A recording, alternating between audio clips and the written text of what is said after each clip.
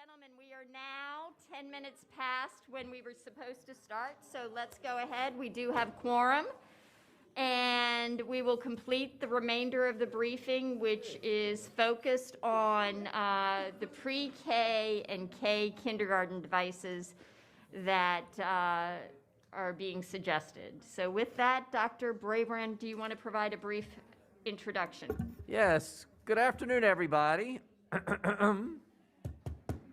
Order in the work session. Yeah, how's that going? Listen, we want to give you some information. Obviously, as we're coming out of this pandemic, during the pandemic, access to devices for our students was a key priority. No, I know, I'm pausing. Sometimes pausing for effect is a good teacher move from skillful teacher. And there was particular interest by the board in the pandemic too to have access for devices appropriate, age appropriate for our PK2 learners. We applied for a grant during the pandemic and we have had a successful grant application. There are some additional costs to that we had not budgeted for. We didn't even expect, frankly, that Fairfax would even be considered. So we did want to bring to you a little information about that grant, how it could fit into our instructional model and plans that we would have going forward, and a financial approach to make it happen. Even again, that this was sort of a long shot deal that we didn't even see coming, but a way that we could start to get at least some of the benefits of this grant with an approach today that is measured, but I think also impactful for our youngest learners. So with that, without further ado, I hope that captured it. I'll turn it over to Mr. Sethi and Ms. Klemenko. Ms. Klemenko, I see you're going to go first. And just to remind the board, we had scheduled 1 hour for this. We are a few minutes late, so if we can catch up and be done by 2:10, that'd be great. Right. Thank you. We don't need action today. It would be great to get a consensus if the board would support this so that we could bring the expenditure to the board Thursday and get a vote to support using, I think, what it would be the school board flexibility reserve to make our portion of the match for this grant. So consensus today, one way or the other. We think it's a great opportunity, but we, of course, need to share it with the board and get your guidance. Thanks. So good afternoon, everyone, and it's a pleasure to be here. I appreciate you all carving out some time in your fiscal forecast discussion to kind of focus in on this opportunity that has come to us. I want to just comment that Maura Burke, who's our Director of Early Childhood, is online. So if the questions get too tough for me, we can certainly call on Maura. I can phone a friend there. So before we get into the grant and the particulars of the grant, Ms. Cohen kind of set us up in the earlier conversation, really asking about what technology use for our youngest learners might look like. And so before we start to talk money, or before we start to talk about timing, we really wanted to take just a moment to talk about what technology use looks like for our pre-K and K students as we come out of this pandemic. This conversation very much could have been different. 18 months ago, before we had a pandemic, there wasn't a conversation we had yet to have with the board. But certainly the last 18 months has shown us that our kids were thrown into a situation where their learning was dependent upon technology. I wouldn't say that's where we want to land, that technology is the thing that students would be dependent on, but we did want to talk about what the really responsible use of technology from an instructional lens might look like. So if you give me just a few minutes to go through a few things. If you could bring up the slides, that'd be great. One of the things that, and I'll go ahead and kind of start to keep us on track, but one of the things that is really important to understand is when we went out for the pandemic, what became really clear is the digital divide that even exists with our youngest learners. Kids at home who had access to technology on an ongoing basis versus kids who did not. And that definitely made the process of moving towards using technology as their main learning device really challenging for some. So we do see that one-to-one device distribution at pre-K and K does make sense so that we would have that more equitable access, and especially if they were to take them home and allow that continued learning at home. We also think that it is important to have age-appropriate access. If you remember correctly, we were all scrambling to get those devices out, and our youngest learners really ended up with some of our oldest devices as things trickled down. If they had age-appropriate devices, they would be able to really access some of our mathematics and our literacy resources for more personalized and differentiated instruction. It not only gives the students the opportunity to really engage, but it also provides some data to the teachers to really complement what they're seeing in the classroom. It also creates opportunities for students to construct and demonstrate their learning in different ways. It's a different way than just using the traditional tools. We really see that the technology isn't something that would overtake what's happening in schools, but it would definitely be something to complement what is happening in schools. It also is a tool that there are many things that are available, age appropriate for our 3 to 5-year-old students that would extend social emotional development and develop executive functioning. And I just think it's really important as we think about that usage, we're not looking for technology to replace the richness of what happens in our pre-K and our K classrooms, right? We want to make sure that we are still really focusing on best practice of early childhood, maintaining that hands-on and really prioritizing the relationships between the peers and between the adults and the students in the classroom. So we do believe that there is a significant role that these tools can play, but the real question is, what is the tool that makes the most sense for these students? So looking at the research and talking with Ms. Burke, who is on the line, and really looking at what would be most appropriate, we do believe that a touchscreen tablet would be the most appropriate device, and that's not something that we have across our schools and accessible to our students, hence why this grant becomes really important, to be able to get the appropriate device into the hands of our youngest learners. It is developmentally, more intuitive and accessible device for our young learners, so that they can focus really on the learning and not on the technology. Remember, technology is just a tool to the learning. It's not supposed to be the be-all, end-all of what students are learning. It would allow, if they had this kind of touchscreen tablet, it really allows them to be more owners of the learning and to do content creation instead of just consuming information. They're a better physical fit for our students. If you think about the size, I know that one of the things that those old laptops are, they're old, they're heavy, they can't really manipulate them. If they have these touch screen devices, they can not only use them in the classroom, they could also use them outdoors, they could also be transportable to home. There's also something to be said for the eyesight of these youngest learners, so having that touch screen is really important.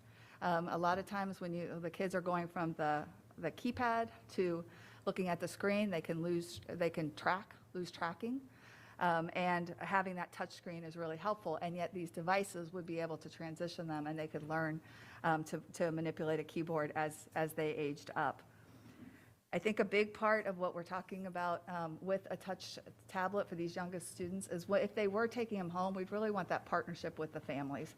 Right? We know that the best learning for our youngest learners is for them to sit side by side with their parents, and there's a familiarity with tablet sort of devices that is much more universal than a laptop. And again, these would be portable. We know that, whether or not we want kids to take them home every day could be a decision, but certainly we might have times with weather or other reasons why we would want students to have them at home if we decided it wasn't something we wanted on a daily basis. So that's just a few of the big picture of how we would use them instructionally, and then also why we've kind of landed on a touchscreen. As you know, right now, or while we were closed, the kids were actually using traditional laptops, just like all of our, older students. And so we really believe that looking at the device through the lens of what's most appropriate for these students really provides us an opportunity to leverage technology in the best way for these youngest learners. And I'm going to turn it over to Mr. Sethi to talk a little bit about what this grant looks like and what the opportunity before us is. Thank you. Very quickly, I think Dr. Braben mentioned this. We have an opportunity from the Emergency Connectivity Fund. That was a fund put together by Federal Communications, FCC, and the E-Rate program for schools to be able to use dollars to purchase devices and connectivity to help during the COVID pandemic. We had applied for the grant. Generally, E-rate grants are not something that become easily available to counties like ours, but we were pleasantly surprised when we were approved up to $18 million in grant funds from the federal FCC. The grant has obviously constraints, as most grants do. They allow for reimbursement of a device.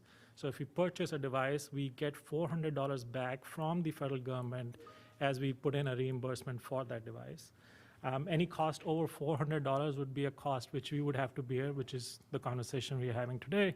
If it was below $400, obviously the device is free and clear for us. The grant also has a deadline where it was approved in the last month, but has to be reimbursed, or the filing for reimbursement has to be put in by June 2022. So we have to have the devices, and we have to put in a reimbursement request by June of 2022, which is sort of the timeline which is triggering us to move quickly and be able to avail of this grant. From an investment perspective, if we buy devices, and we have the grant for pre-K to 2, because those were the last batch of devices we hadn't purchased in these last few years, we could purchase as many as 42,000 devices, which will replace our entire fleet of pre-K 2 devices. The devices we have are old, obviously, in the classrooms. They're aging. We may be able to get another year out of them and then maybe just drag them along, but they will have a lot more repair costs, and they certainly would not be as easily portable to go home in case of an event such as inclement weather, where we might have to do a classroom from home and use Zoom at home or Schoology for those youngest learners. The opportunity for us is to be able to use as many as we want to, or as few, in this replacement. We are structuring this as probably a two-part. And a phase 1 approach, which we just talked about, we could purchase devices which will cost us $2.1 million for pre-K. And then a phase 2 would be funds which are available. And if you wanted to replace the devices for the first and second grades, we'll have to invest another $3 million out of our funds to get that money back. Broadly, from an investment perspective, we are buying 42,000 devices if we did the whole grant. We will get $5.1 million as our own investment, but we'll receive $16.3 million as reimbursement. So purely from an investment perspective, these devices would be with us for the next 5 years, which means that we don't have to look at a capital expense of buying devices anytime in the future. We have these devices with us with a $5 million investment. We're getting about a $16 million return. By rough math, it's about 30 cents on a dollar for us to be able to get these devices available for our students to use.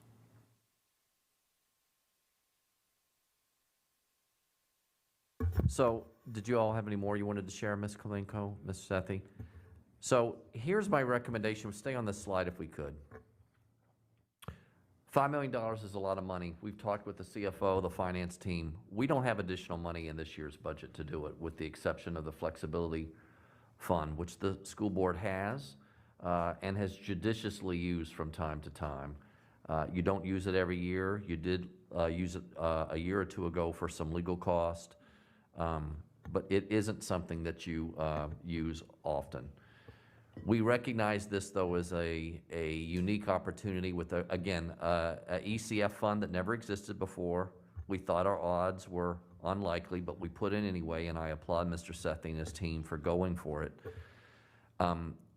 And ultimately, yes, the whole package is $5 million. What we're discussing for today, though, for your review, is to move forward with phase 1, because this isn't just about devices, because every kid has a device right now, but this is about age-appropriate devices for our pre-K and kindergartner who are beginning to access instruction, something the board talked about when we were in the pandemic and something that we think remains a core priority. We'd love to hear board feedback about that phase 2. Again, we have laptops for first and second graders. They're older and they may last another year or two. We also know finances, as we've talked about the budget already today, are tight. So it's all balanced, but we felt you needed to, and I felt as superintendent you needed to know about this opportunity.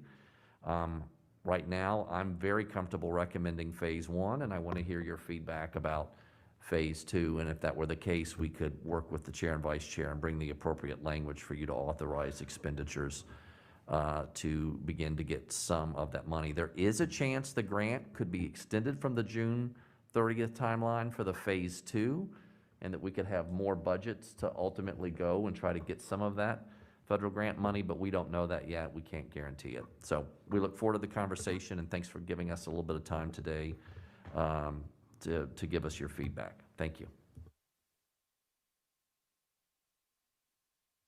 All right, it looks like we have several board members with questions. Ms. McLaughlin, would you like to start, please? Thank you, Ms. Tolan. Remembering when we first launched FCPS on as a school division, the challenge has become not just the upfront money, but the ongoing costs. It's not just the equipment, it's all the staff that comes with it as well. So I don't feel like right now, the information that's been presented, that I could, in an informed way, greenlight anything for you today. I'm still trying to understand the delta here. I'm seeing things like we're going to get 16.3 million federal reimbursements, but we're only going to need to spend 5.1 million. So help me understand, why is a grant going to give us, 3 times what our equipment cost is? Why are those two numbers there? 5.1 versus 16. Yeah, so the device reimbursement is capped at a certain dollar amount, at $400 per device. The devices do cost a little more than that. The cheapest of the device costs $58 more, so it's $458. So we have to pay for that delta out of pocket. And there's going to be additional cost in terms of devices we have for repair, which we call as float, and then devices in the classroom. So those devices are not reimbursement directly. The grant says that the reimbursement is for devices in the hands of a student, and any additional cost over 400 is the cost that we are bearing. Okay. So, I'm looking at that, then really what we're talking about here is if we were to do the pre-K-12 by $42,000 devices, Fairfax County Schools with federal grant money is looking at a $21.4 million cost. Because we have to put out $5 million of our dollars on top of the $16 million that they're going to give us. Yeah. I would just call it a $21 million investment, of which we would be paying 5 and the federal government would be paying 16. Right. For laptops for pre-K to second grade students. Right. Right.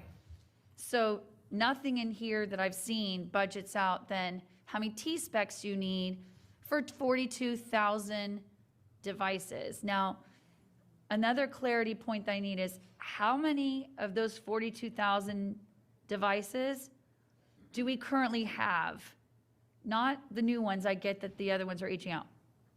How many of those are we servicing right now for this similar population? So we do have a device for every student, as we did during the pandemic. They're just the older devices which are coming to end of life. So we as a school division already offer 42,000 devices for our pre-K students all the way through second grade. So the division during the beginning of the pandemic made the push and made sure every student had a device, so yes.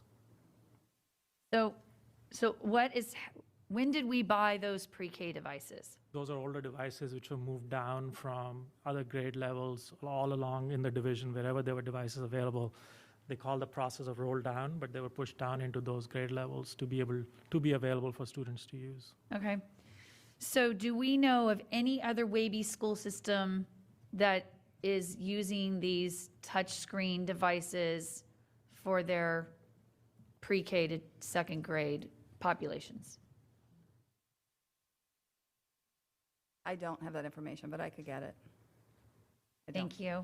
Dr. Brabrand, something I say on a constant basis, and your predecessor, Karen Garza, if we're going to help our community understand the data-driven, research-driven decisions we make, if not a single district in the WABE schools is doing this, then we've got to find other school districts around the country that are using these touch screens and investing this kind of money. we have to have something to benchmark why we want to do something. not Right. just- Let me help a little bit with that. Our Superintendent's Technology Advisory Council that happened during the pandemic did talk about age-appropriate devices for kids.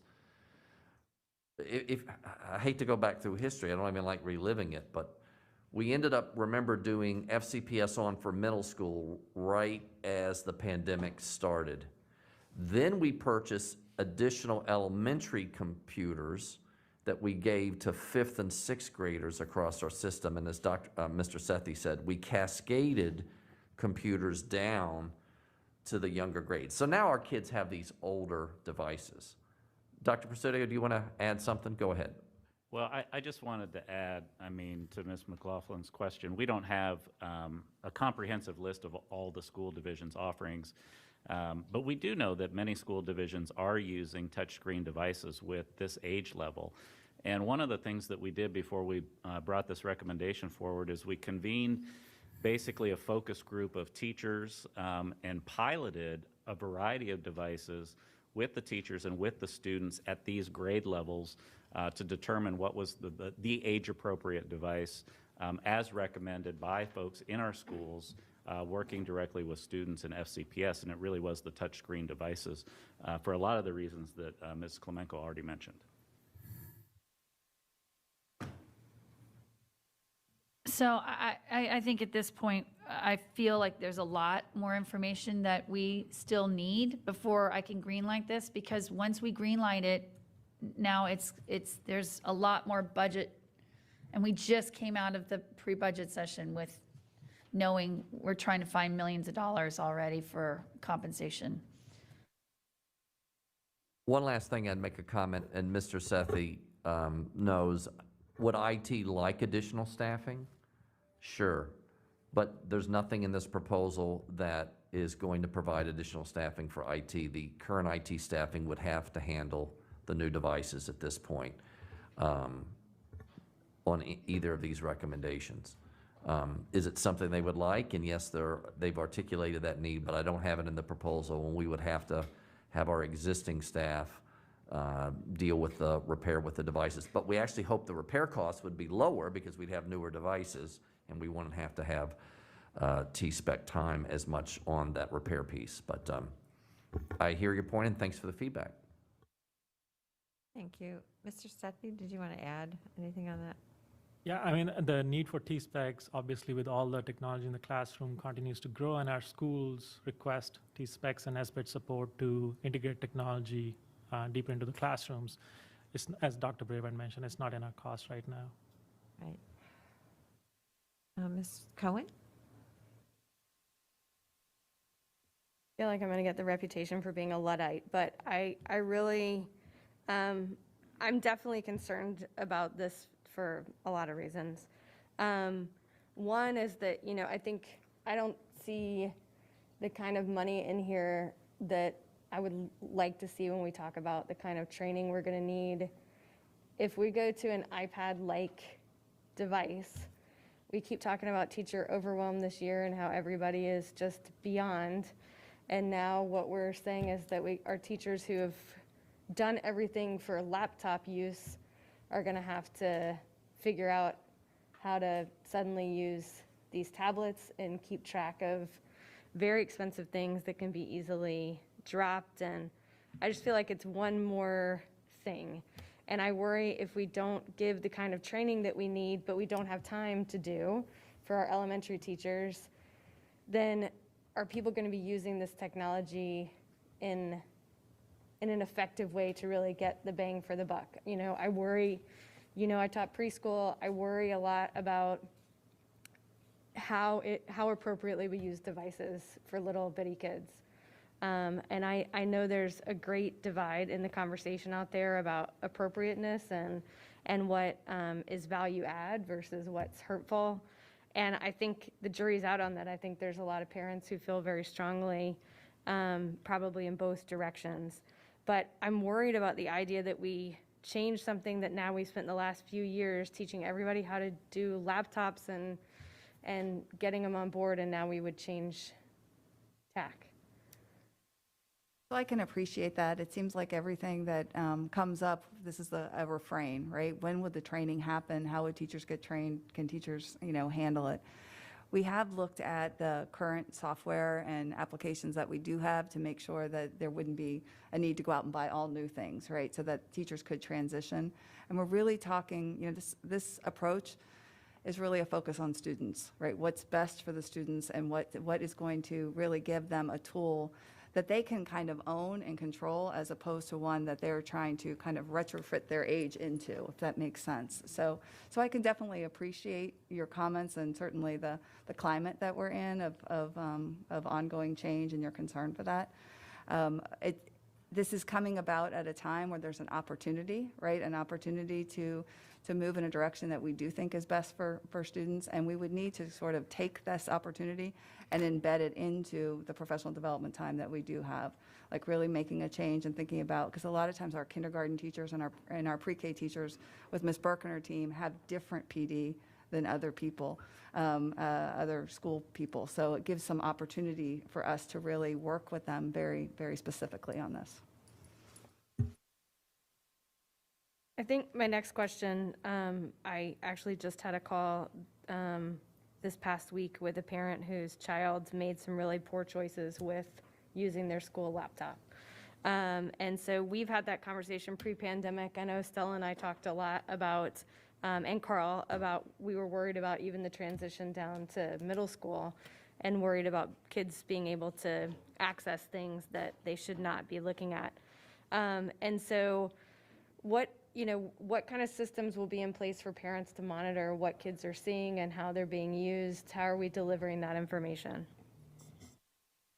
So the one thing we had done, we obviously use filters in the school when students are connected using their devices in the classrooms. The filters also work on those devices when they're at home. The most recent update we had provided and is still being sort of widely shared and distributed with our experts in our school is ability for parents to be able to see logs of where the students are browsing to when they're using their FCPS devices, whether at home or in the buildings. That technology is going to be available or is available right now for parents to come and sign up. It's supported by our parent help desk. They can reach out and get themselves signed up, so they will get weekly reports on the usage on those laptops.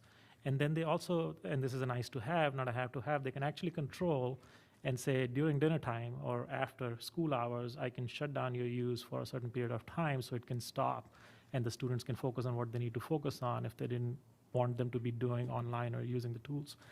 A large part of this deployment is going to be initially in the classrooms. We don't necessarily have plans right now, or we haven't really gone through the details to say what happens in 2 years from now. Are these devices going home with the students every day? Are they just going to stay in the classroom and support the classroom instruction? And that strategy is ours to own and build towards over the next 3, 4, 5 years, the age of these devices. But at a minimum, they are in the classrooms for students to be able to use. And during that time, obviously, they're managed in a much more controlled environment. How have we communicated that, Dr. Brabrand, to parents? I don't think that parents know that that opportunity is available right now. No, we haven't communicated to parents because we've talked about, no surprises, I'm going to bring this to you. We don't have the money to do the match without tapping the flexibility reserve. So, No, we I'm have. sorry. I meant about the monitoring piece that Mr. Sethi just talked about. Oh. Can you just say that question again then? I'm sorry. Okay, doodling and not. No. No, I'm kidding. Yeah. There's a parent monitoring piece that Mr. Sethi just talked about at length that's available for parents to get a report of what's happening. And I wanted to know how we're communicating that to parents, the availability. I don't know a parent that would not want that, and I don't know any that have used it yet. Mr. Sethi? Yeah, so the tool was, I think, over the last couple of weeks as we testing it out. We put it out. It's on our website. We certainly have communications with our schools, so they have them available to use and build upon. The direct communications is something we can follow through with individual parents and kind of push out further. Dr. Ivy, can we work with the RASs and the principals to get that out as a standalone piece? Sure, let us look at it and see how it's best to put it out. I think that would be hugely helpful. I know I'm out of time. I'll save the rest of my questions. Thank you. Dr. Anderson, followed by Karen Corbett Sanders.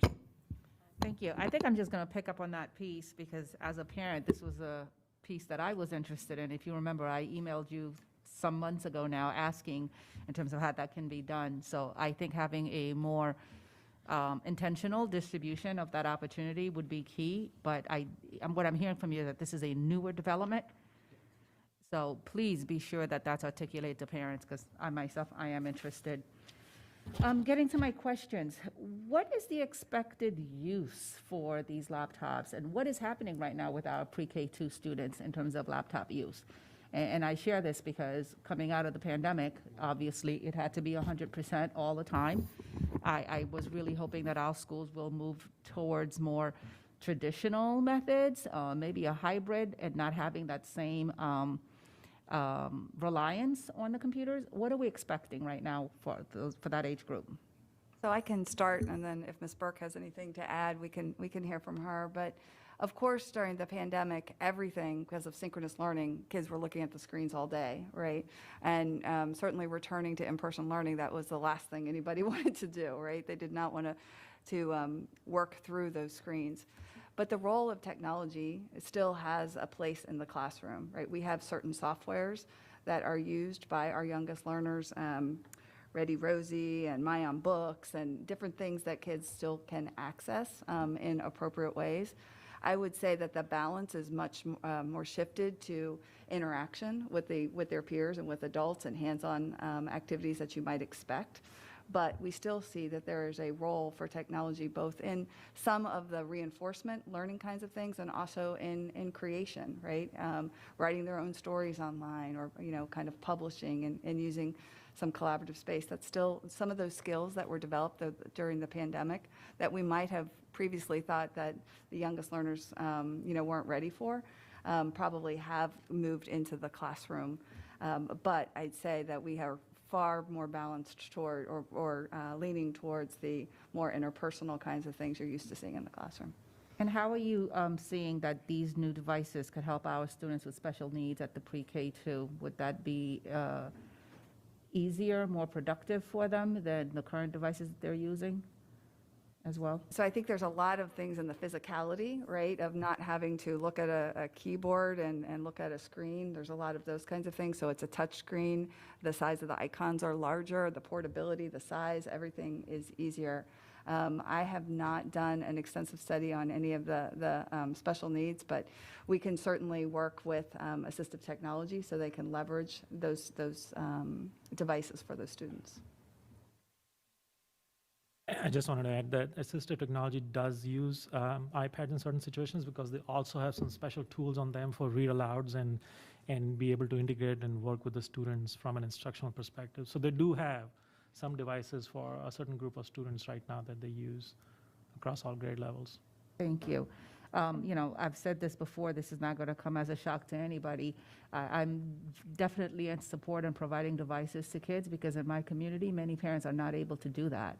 And so I don't want to throw out the baby with the bathwater on this, but I'm a little confused about the financial investment that we have to make in this. So walk me through this a little bit more.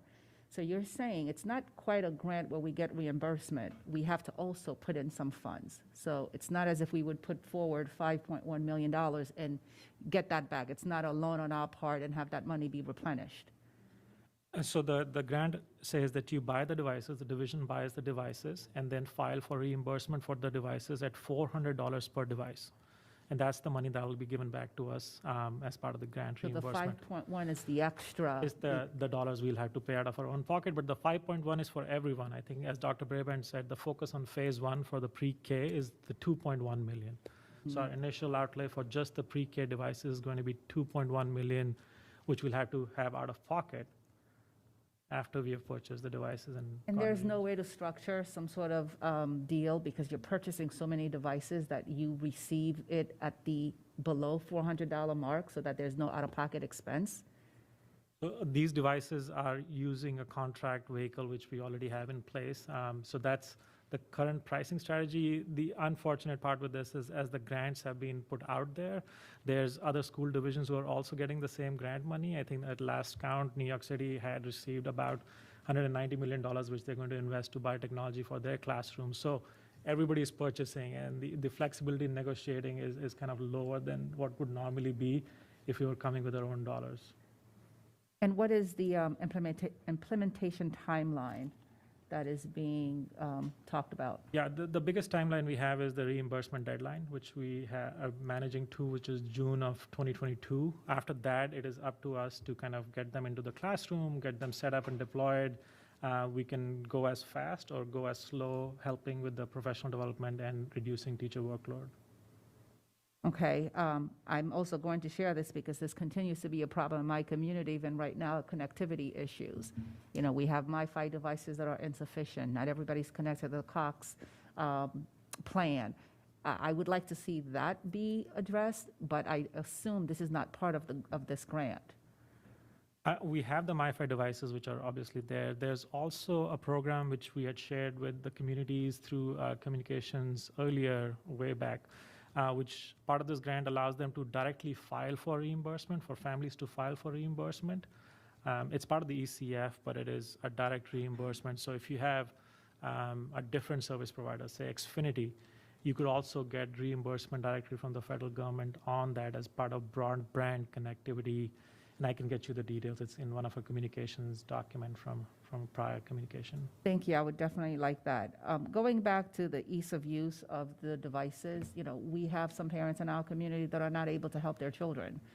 And so if there was a simpler device that children can use themselves and have a little bit less reliance on parents, I would definitely be in high support of that.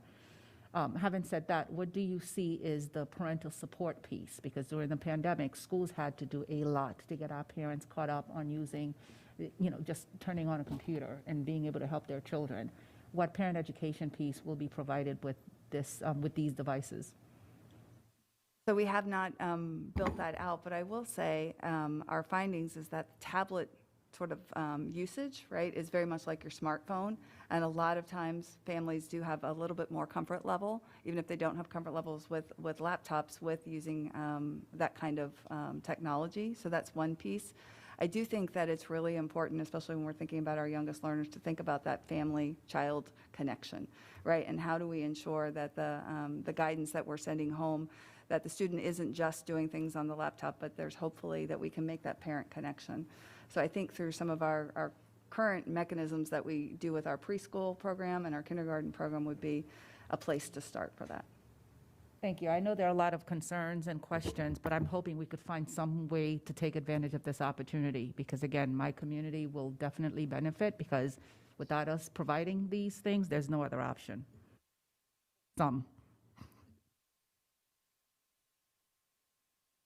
Melanie, we've got you up next. Thank you. So, sorry, let me just, give me a second. Okay. So the biggest thing that I hear about from constituents is about the inappropriate content on devices for young students, and then also that there's too much screen time. So I've also heard parents say that if there must be one-to-one devices, that they be touchscreens and not laptops, and that's for issues of age appropriateness and ergonomic use, and also for portability. So, you know, what I really would like to see is a really clear technology plan that's not just the hard and software, but the plan for the educators and staff in using this. And so, you know, what we've heard today is we already need the ability for parents to track, which we were talking about since the beginning of FCPS since we've all been on this board together. And the ability to really limit access to sites that aren't necessarily harmful, but really aren't also relevant. And I say that as a parent of a sixth grader who I've seen the kinds of things that, you know, are exciting to students, but really aren't helping learning. And then just the consistency of quality offerings. So, you know, I'm trying to think through the issues of access for those of different economic situations, and then also access for those with learning difficulties. You know, 20% have reading challenges. And so seeing how young students, as young as, you know, second grade and younger, can use text-to-speech electronically, I could see in a classroom how that would be really powerful. But I just have a real problem with it not being in the cost. Like, the logistical info about whether these devices are going to be transported every day, charging, braking, and no cost for training and staff usage. So I support having the updated devices that are becoming obsolete. I support having those devices in the classroom.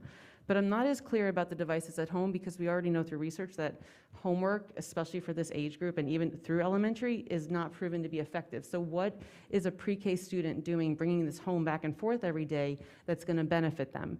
So if it's an issue of access on weekends and school days, are we looking at more of like a checkout program that in some way doesn't stigmatize students, or maybe it's just some students even have their own device, but they like the FCPS device?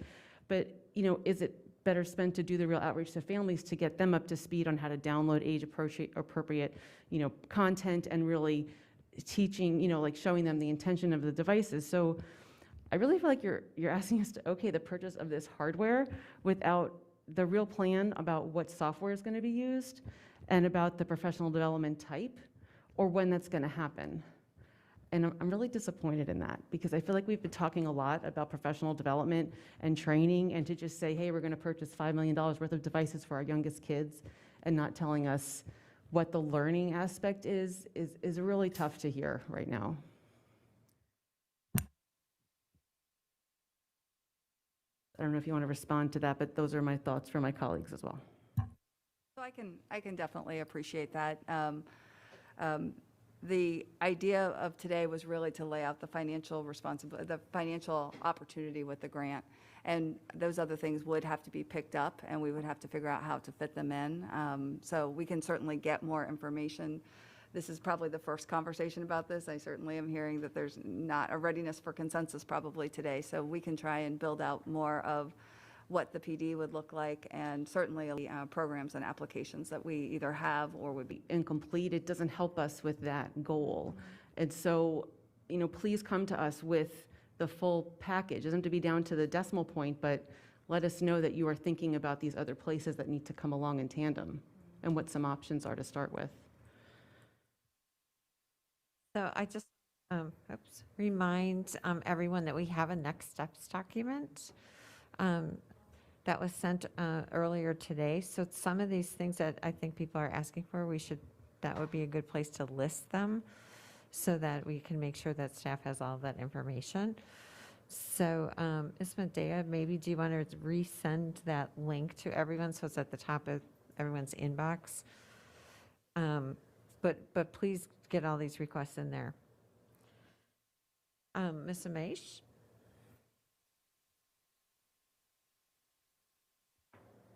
I think Ms. Pekarski. Okay, that's fine. Thank you all for coming forward with this. I obviously echo, a number of the questions and concerns, and I don't think it's necessarily mutually exclusive, given that we're in the budget conversation right now, and needing to move forward with the grant and this possibility and having identified it. So I actually do have a question on just the timeline for this grant and what that looks like. So the grant is available for us to use as early as we can, all the way up to the deadline where we have to file for reimbursement. The biggest challenge we anticipate right now is just the availability of these devices, with the entire sort of nation using the grant to buy the devices, and technology is in a high demand. You would have heard about chip shortage related to cars and everything else. So we do feel being able to move at a pace where we can get those devices before the school ends would be our best bet. So that's sort of the big timeline. But the grant is available for us to avail as soon as we want to. Okay, so you're feeling an urgency because of the supply, basically, right? The colleagues, this is kind of a similar situation as we were with the laptops, where everyone across the country was purchasing, and we found ourselves having to do that. So again, I don't think that means we can't develop the plan, just like we did with the laptops. But I put that to the side. Can you guys elucidate, and I don't know if this is perhaps beyond even the two of you, I don't know, Dr. Brabrand, but just the process to getting here. So maybe that will be helpful to give us some context. I looked into this ECF grant. It seems broader. It's pretty broad, right, in what we can use it for. We are choosing now pre-K, K. Can you just put us in your minds and give us a little bit of your thinking? Yeah, I can start. Certainly, the grant was available to allow for COVID-related pandemic sort of connectivity issues. So you could have done MiFis with it. You could have done connectivity at home. and we could have done devices. That part was sort of new and different. Typically, devices are not generally included in the E-rate grant process, so this was certainly an opportunity we said is available for us to leverage and to be able to ask for the devices, because we have the devices in the student classrooms. From a connectivity perspective, our MiFi use of what is available from the division had stabilized, so we have those funded already, and we didn't see that as a large request coming forward. But obviously, being able to get these devices in and replace the aging fleet for the foreseeable future, and then the anticipated use in the classroom, which is maybe unique and different in the coming years, was as some of the drivers for us to say, let's at least put the grant forward and see. When you're applying for it, you obviously don't know you'll get it or not. So that was the sort of the beginning of the process. All I would add, I'd add, the Superintendent Technology Advisory Committee had a recommendation around pre-K 2 devices, that devices at that age look to something different. And we particularly think at pre-K and kindergarten, handing a kid a keyboard is extremely, extremely challenging. I don't know whether you fully said it, Mr. Sethi, but probably the strict deadline by which we'll take the feedback today, when do we absolutely have to start to execute on the contract to meet the June 30th deadline? I think that may be helpful to board members as we continue to have the conversation. Yeah, so the variable in this is the delivery timelines. We have to have delivery of the devices and file for reimbursement by the June deadline. So delivery of those devices is going to fluctuate depending on availability in the national stockpile, so to say. We feel right now, we have been tracking to our vendors and seeing what the delivery timelines are. At this point, they're saying anywhere from 10 to 12 weeks. Obviously, as other divisions start purchasing, that could get pushed out, or other factors play into. So 10 to 12 weeks, 3 months. So really, and you go back, that's June, May, April. Really, February, you want to leave a little cushion to be able to then get the reimbursement. I mean, by January or February, we need to have made a decision, ideally even sooner. I'm sure you'd want one in the next month or two, maybe January at the latest. January would certainly be the latest. Okay, thanks. Yeah, no, I mean, that's exactly where I was going with this, because I think as we develop our budget and end up approving the possibility of this grant, we're gonna find ourselves at the end of the budget process where this is gonna have been, we're gonna have missed the mark if we don't approve this in advance. So perhaps, I mean, the planning can happen alongside it, just like it did with laptops, but I mean, I think I'm grateful that this was considered. With the Tech Advisory Council, were there other ways of employing this money that were considered, or kind of contenders as to how we might use this differently? Were there other recommendations from that council that you looked at besides looking at doing the devices for pre-K 2? And there was a bevy of recommendations in there, and I've certainly inherited and hopefully chipping away at them. Cybersecurity is one of them, and you would see part of it as a request of a budget, and we've been trying to build that capacity, and it continues to be something which we want to stay ahead of and not behind. And then there's other recommendations we are working towards in allowing for parent engagement. One of these for the parents to be able to track and see student use was another one in there. There's a series of them which we're working on. This was the one which is sort of hard, and we can touch and feel and can deliver to it. There's dollars associated. We have a program. The match is obviously a big financial boon from a perspective of being able to get that thing committed and closed. Yeah, no, I appreciate that. I think the big theme here is obviously there's a lot that continues to need to be worked out, the implementation, the concerns my colleagues raised. One of the things on my mind too was, I'm hoping this doesn't turn into kids on iPads for class, right? Instead of, engaging with their peers and doing age-appropriate things. So that's an instructional issue. But all of these hopefully are things we can work through. I'm grateful that you all came to us with this opportunity, and I'm hopeful that we can support it with those caveats that we're looking forward to figuring out. Mr. Frisch? Thank you. So I did see the communication from the school division about the monitoring approach. It was in a Brave Brand brief, and I think that that's not a sufficient way of informing the broader community. So I think we can do a better job of getting that out there. I did hear from 2 parents who said, I heard that this is out there. So it shouldn't be a rumor, right? It should be something that every parent is aware of. And I am grateful that staff has rolled this out. This is something I've brought up every single time we've talked about FCPS on for almost 2 years. So it's good that it's out there and that parents are able to get a daily, I believe daily or weekly email that gives them an assessment of how their kids are using the technology and where they're going online. I think that's great. But we've got to make sure that it gets out there. As Ms. Omesh said, you know, we find ourselves in a similar situation that we were in when we broadened FCPS on to middle school, in a position between a rock and a hard place, which is a horrible place to be as a school board, especially if there's not a clear plan for how the technology is going to be used. One of the things that I'm consistently aware of when we talk about our FCPS on program is that not every child comes to the table with the same technology skills as their classmates.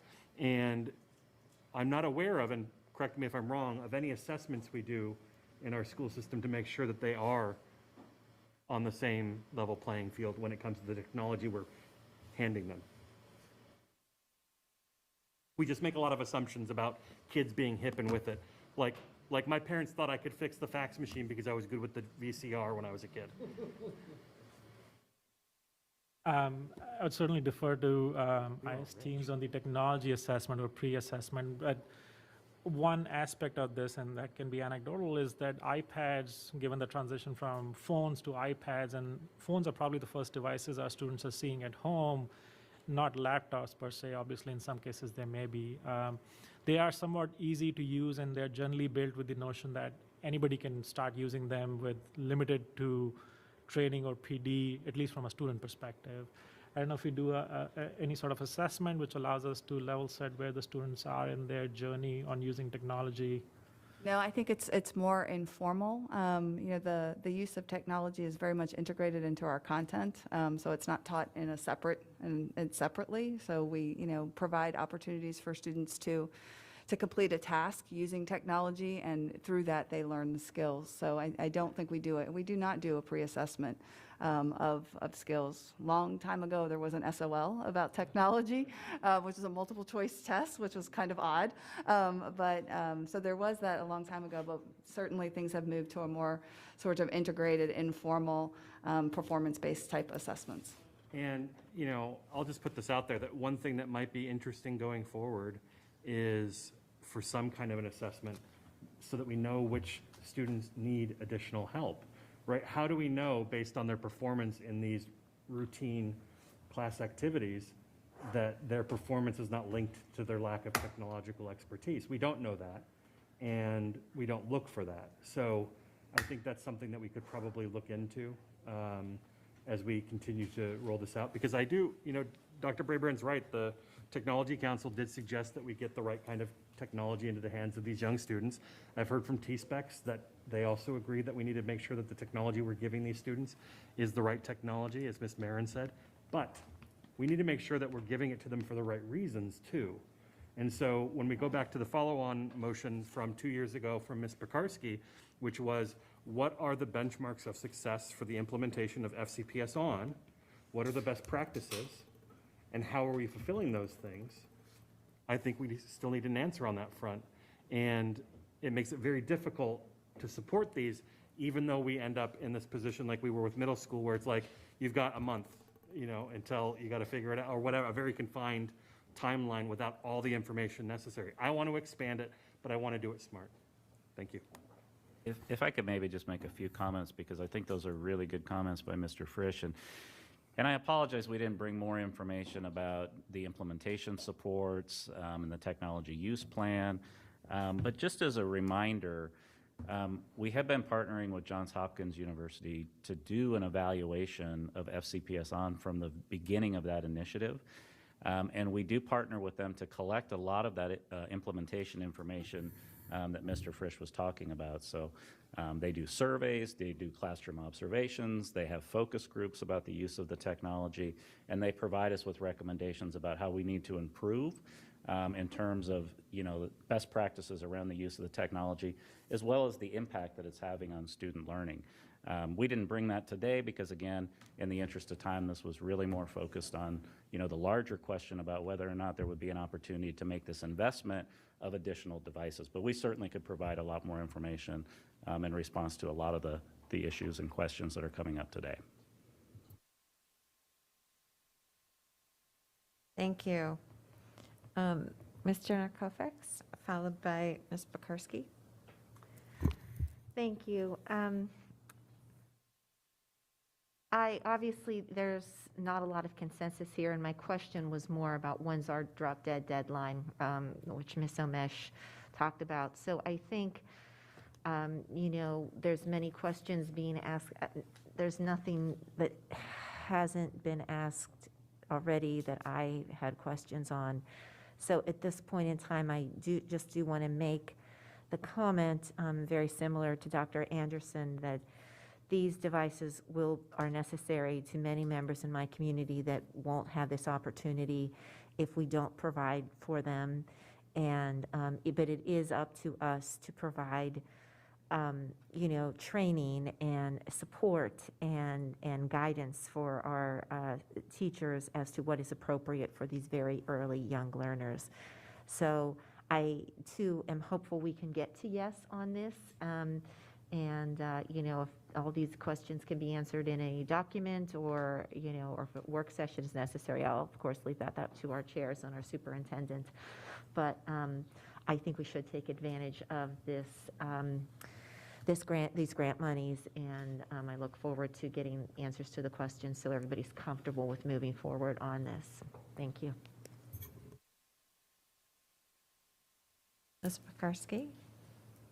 Okay, thank you. I don't have too much to share that hasn't been shared, that I haven't shared before with Dr. Brabrand, but at the end of the day, it's a cost-benefit analysis. The costs are super high. The ongoing costs are super high. We're looking at budgetary unknowns for the next who knows how long, and the benefits are, for me, I don't know what the benefits are. I mean, I hear opportunity. I want kids to have the opportunity, but there has to be benefit to that opportunity. So is this simply for access? Is it for academic success? Is it, it's about best practices. We know best practices at this young age is hands-on learning. We know that's about brain development. There's a direct correlation with the hands-on learning with our youngest learners.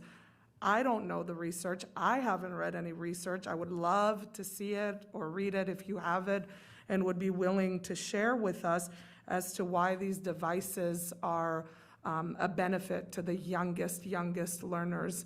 I am extremely hesitant. We had the laptops, which I do agree are not the most appropriate. If I had to choose between the two, it would definitely be the touch because of the the engagement of some of those motor skills. But, we did that because of where we were at the time. And by all accounts, for many of us who went through it, and from what I hear from my parents, it was pretty awful. They were looking forward to going back to more traditional ways, hands-on learning, group learning. So I won't say that I am closed off to the opportunity, because I never am, but I would like to see what we are basing this need on. From what I've read, there is increased screen time is actually associated with lower executive functioning skills, which is not what we want to be, developing in our students. And I'll say to the other piece, I continue to hear from parents that they don't know what their kids are looking at. I'm glad we finally got this in place. For those of us who are actually around way before board days or part of FCPS on in the schools, the very first time this came out, I asked my principal, how will I know what is happening? Parents want to know. So what we can do to get that information out for tracking, I don't know that I want it to be an opt-in I would rather it be the other way around, but I don't know the particulars. I'm just glad that we're going towards that practice. I think it's long overdue. And anyway, so that's it. I just wanted everybody to know where I stand on this. I am open. I'm always open, but I definitely lean a lot more on the instructional side of this and how teachers will implement it using best practices. So thank you. Would it be helpful if I asked Ms. Burke to talk more about that, or would you rather us just kind of present that in a bigger plan? I think there are a lot of questions that it's probably going to need. Yeah, thank you. Thank you. Ms. Seismer-Heiser? Thank you. I wanted to say that I'm also hearing very much what my colleagues have said. I've had asked several questions myself. I very much hear what you're saying, Ms. Dernack-Fairfax and Dr. Anderson, about the need, especially in some of our communities, to have devices. Mr. Frisch and I have been talking about digital literacy, I think, since the pandemic, and I really pointed out the need for digital literacy across all settings and the need to look at digital literacy for our students across all settings, especially for those who are in self-contained classes and the level of digital literacy they may have had. Having said all of that, so I think people are bringing up very important points. I also very much don't quite fully have a good grasp on the additional long-term costs. You know, staff, T-specs, I'm assuming, other staff to support the use of these devices. What do those costs look like?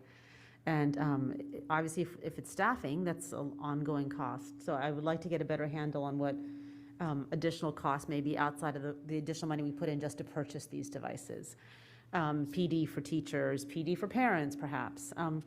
But I think the biggest question I also have is what Ms. Pekarsky said, and I won't belabor the point, and what Ms. Marin said, but help me to understand the one-to-one versus perhaps even having a classroom set, right? Help me understand how we're ameliorating the issue around loss and damage for young children taking devices home that are easily damaged.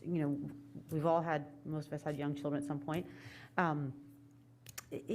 guess I don't understand, can we use this grant money without extra funding to buy classroom sets as opposed to one-to-one? Would that get to what we need? I just need some more of those questions to be answered to understand fully what the costs are, the one-time costs, the ongoing costs, the educational benefit, and the scaffolding, I guess, right? One-to-one versus a little bit less for this age group before I really can greenlight it. So like Ms. Pekarsky, I'm open. I hear the need very much, and I support that. I just need to have some more information on why this is the best route for this amount of funding. Thank you. And again, once again, 47 seconds, exactly the same as last time. I'll give those back to you. Thank you. Ms. Corbett-Sanders? Yes, thank you. And thank you for bringing these details to us. I do have a number of questions, and I look forward to having a more detailed plan being brought back to us. And my questions really are, when we applied for the grant, did we limit ourselves that the grant had to be purchases of pre-K through 2, or did we have a broader grant opportunity? And secondly, is there any opportunity for us to actually, since we have laptops in hand that we have only just recently purchased, can we put the receipts in for those laptops to be able to get this grant? That's more questions too. Yeah, on the PK2 side of it, the grant has some basic tenets of the devices are being provided to help support things which we needed to be supported during the pandemic. So the one-to-one device, the availability of the device for the student to take home if it was a situation where either the division or the classroom was pivoting to some sort of remote learning for a minute or two. So the devices were targeted to that in that age group, and it also was our ability to show that those were the devices which we have the most age, right? They're end of life, so we don't have devices in that group because we have purchased, whether through grants or our own funds, purchased devices for every grade level above that. So the targeting of PK2 was based on those two factors. Those are the oldest devices, and they're running out, so we needed to get them. So we don't have the flexibility of putting in receipts for devices we've already received? No. Okay, that's good thing to know. Second thing, and I hear all of my colleagues' concerns about, screen time, devices in front of kids, things like that. And so one of my questions is, why phase one being pre-K and K versus the way we've done it elsewhere, which we have started at the older grades and gone downward? Why wouldn't we have looked at phase two as your first phase? So a combination of things, and I think has been mentioned before, it was the availability of devices which are different. So there are touchscreen devices, and they're obviously the structure of those devices are not your traditional keyboard and screen. So that is number one. The other aspect of it is that we currently do have the laptops, and we imagine those laptops are available for the near term. And then we also foresee if we were able to create capacity by buying those pre-K devices, then any useful laptops left in that pool could be repurposed to continue us on as long as we needed to. Our ideal use cases, we can obviously get funding for replacing all of that fleet, and then we don't have to worry about the old laptops or preserving any of those older laptops. From a pedagogy point of view, I would be more inclined to see us doing first and second graders instead of pre-K and K, because I do think that pre-K and K is really that learning those social skills, those tactile skills, being together in social environments. And so that would be something I would like to have a better understanding from you on. Additionally, you have in the bullet that does not include programmatic supports, including SBITs or including T-specs. What is the current ratio of T-specs and SBITs to support these kids? And if we are expanding it to a new technology, if we were to do phase one first, doesn't that put additional pressure on the T-specs versus having laptops? Yeah, so our T-spec load right now, obviously with all the devices we have put in our schools and our classrooms, and if you remember, we also, with support of the board and other funds, were able to put new technologies in the classroom. That happened early on in my tenure in the division. So we have certainly put a lot more technology in the classrooms, which is to be managed by the same T-specs who are managing the classroom devices, the teacher devices, and everything else. I think at this point, we are in elementary schools, we are at a 750 device cutoff. So not every elementary school has a full 750 student cutoff. So not every elementary school has a full time. Any elementary schools with less than that have shared T-specs, 750 students. So our hope with these new devices were eventually to be able to start building capacity in those T-spec pools and maybe add additional T-specs. Obviously, the programmatic plan is to kind of narrowly focus on the devices in the first phase and keep building that capacity over a period of time, because that's going to be a longer-term budget impact. So my advocacy would be to go to phase two first and not phase one. Additionally, and phase two is 25,000 devices, is that correct?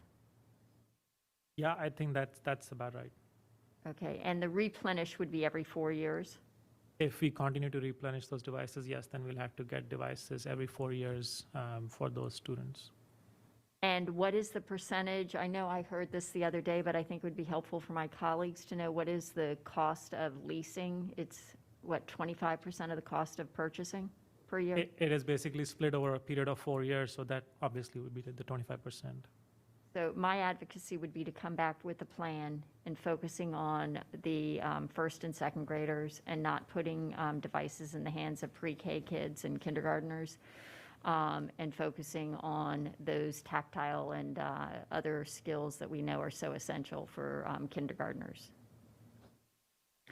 And then the only other thing now that we can't put in receipts is, I think that's all my questions. Thank you. Okay, it looks like we have two people. Ms. Sterner, Kofax, do you want to go back? We have two people looking for go backs. I might just make a couple of quick comments, and then we can go to Ms. Cohen and Mr. Frisch. You know, having been involved with the Technology Advisory Council early on, and, you know, listening to the advocacy of those folks, you know, they really spoke highly of the advantages to having tablets for our younger students. And so I tend to think it's probably a good idea, but I'm really, really looking forward to hearing from, you know, Ms. Burke, the advantages from a, you know, instructional aside. I happened to have been in a kindergarten classroom just a week or so ago as the kids were logging into the computer to use some of the software that you listed for us, Ms. Clemenco. And my staff aide was with me, and we kept looking at each other. We were helping these kids log in. The kids knew exactly what they were doing. The computers were so slow.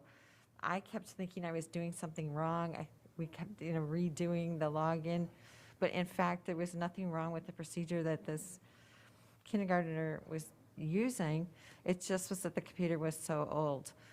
And so, in conversation with the SBIT at the school, they were just really talking about the fact that these old computers make it very difficult for these kids to use them. So, if we're going to put these devices in the hands of these kids, it would be really great if we could take advantage of this opportunity to update them.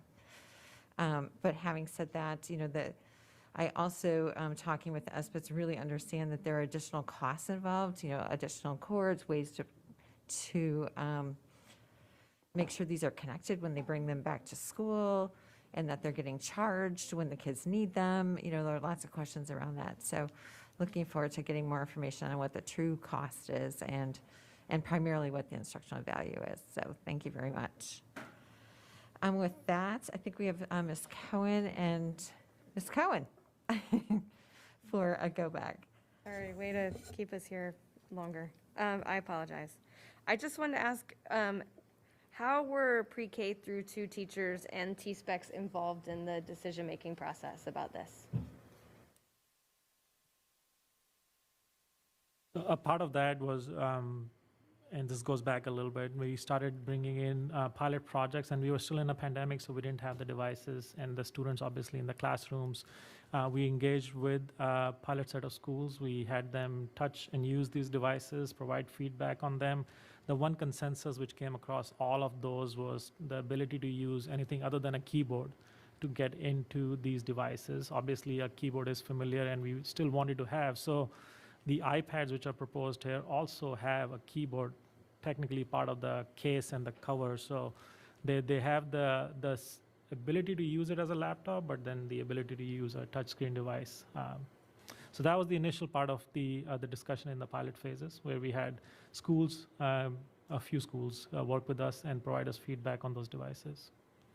I think it would probably help all of us to hear maybe, I think maybe the next time, but from some of these teachers about how they envision it. Because I feel like Melanie mentioned, the idea of preschoolers or kindergartners taking stuff home, it definitely is a major concern. I like the classroom set idea, but there may be something that we don't understand about. When I taught 2nd grade, we had a classroom set of iPads well, not a classroom set, we had like 4, but the PTA, and we had a station. Thank you, Debbie Dillard, for the kids to go through, and I mean, they did love them. They certainly were value add. We did lots of cool math games. We did all kinds of different things on it. So I'm not disagreeing about technology use in lower grades. I just worry what happens when they go home, because kids can get themselves into trouble. Even 4 clicks on YouTube winds up in a place that's not at all appropriate for our younger kids. So I do still really, really worry about that. I guess 2 quick questions. One, just to point out, I think even with what you just said, we're seeing it kind of now with Schoology, that the schools who were in the pilot, who really got to play around with it and have loads of development and training, their success with technology and how they're implementing it with Schoology is different than everybody who just started it this year. And so, I worry. I guess I would want to see how you had some creative strategies. Maybe there's plans for how you roll this out, and it's block by block, and it's starting with some schools in Mason or starting in places where people might not have the opportunity. But I worry about technology, and one size fits all has not been awesome here in this huge district, because we do have trouble with fidelity of implementation. Certainly not your fault at all, but it's a huge system. So I worry about that. The other is, I just wanted to clarify, maybe my memory is not right, but I thought we had budgeted one T-spec for every school. Is that not accurate? So at the current levels we are at, we have a threshold for students at the elementary levels where, so it's not one T-spec for every elementary school. It's a student threshold. Okay. But there are some elementary schools who may be sharing a T-spec.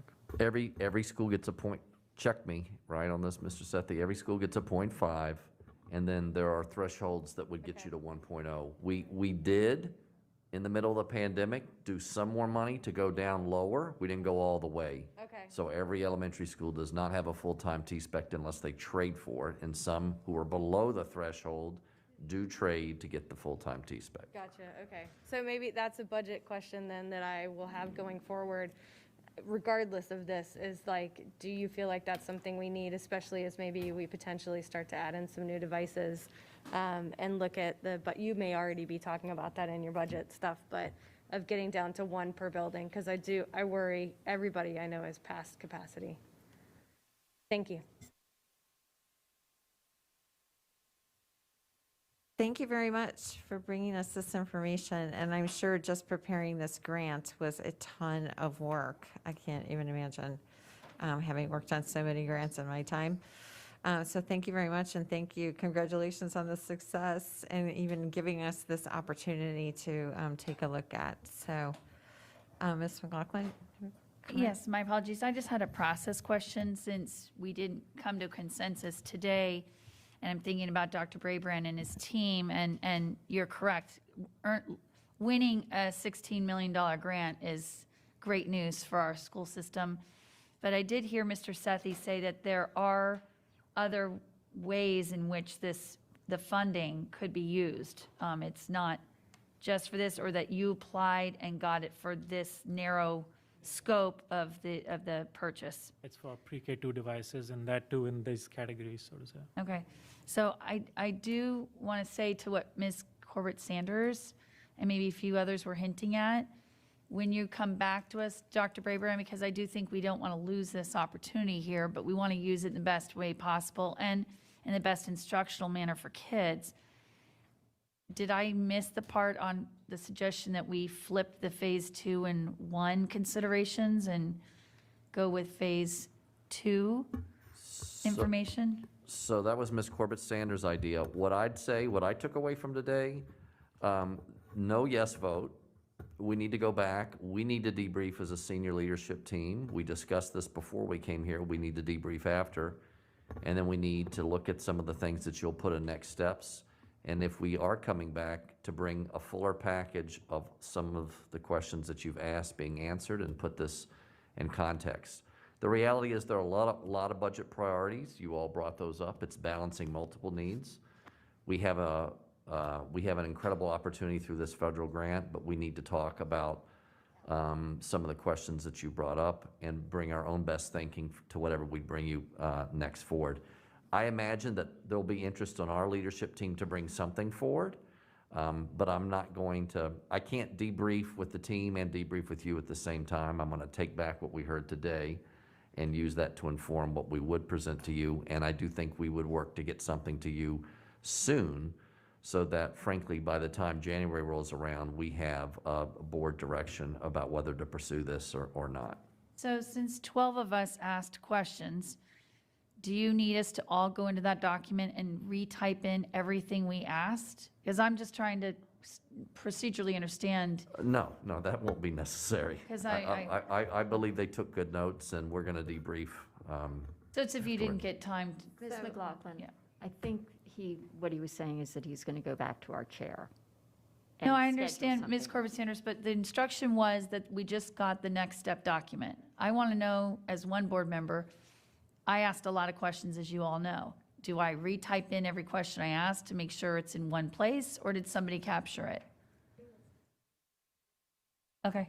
So I was taking notes about all the things that you all might want to see in the plan, from, bigger or stronger information about the instructional components and the benefits, right, really clear. Also the parent engagement part, the professional development part, the possible implementation rollouts that aren't all devices at one time. I have several notes here. So Okay. to me, the next step is to create a more comprehensive plan. of what this would look like, how this would be rolled out. So if that works, Yeah, we can. no, we it's can go fine. from Just there. housekeeping wise, I thought there's 12 of us, and if we type in 4 questions that we even raised, that's 50 questions Yeah. that we maybe already asked and presented to you. May I suggest a win-win? We're going to debrief. We debrief after these meetings. It takes hours to plan and hours afterward to debrief and figure out. We'll take what we think you all need next for whatever we think we would bring, and I'll put that in a Monday letter. And if that's not sufficient, you guys can go, wait a second, I needed to see this. That way we don't go and spend the next 30, 45, 60 days and do work that's not going to get at what you want. But I think it'll be in there based on the notes that I saw Mr. Sethi and Ms. Klominko taking. Thank you.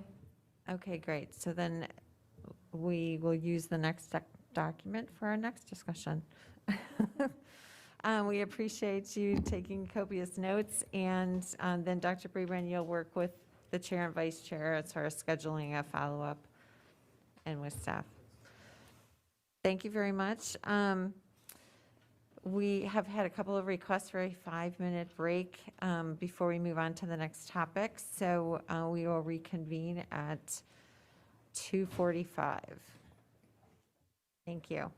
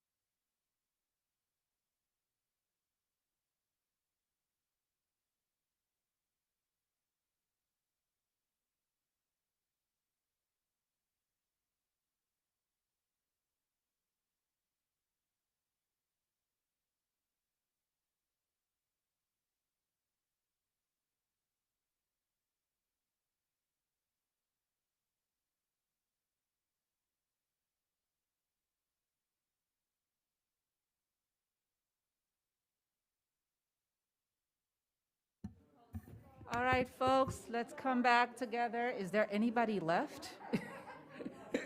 Everybody's gone. 1, 2, 3, 4, 5, 6. We need 7 back at the table.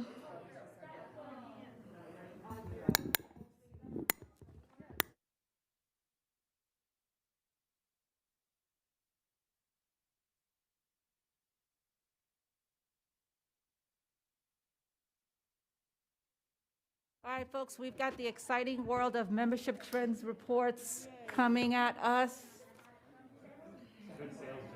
I can keep track. Yes, it's super exciting. That would be great. Thank you. Yeah, thanks for taking the lead on this.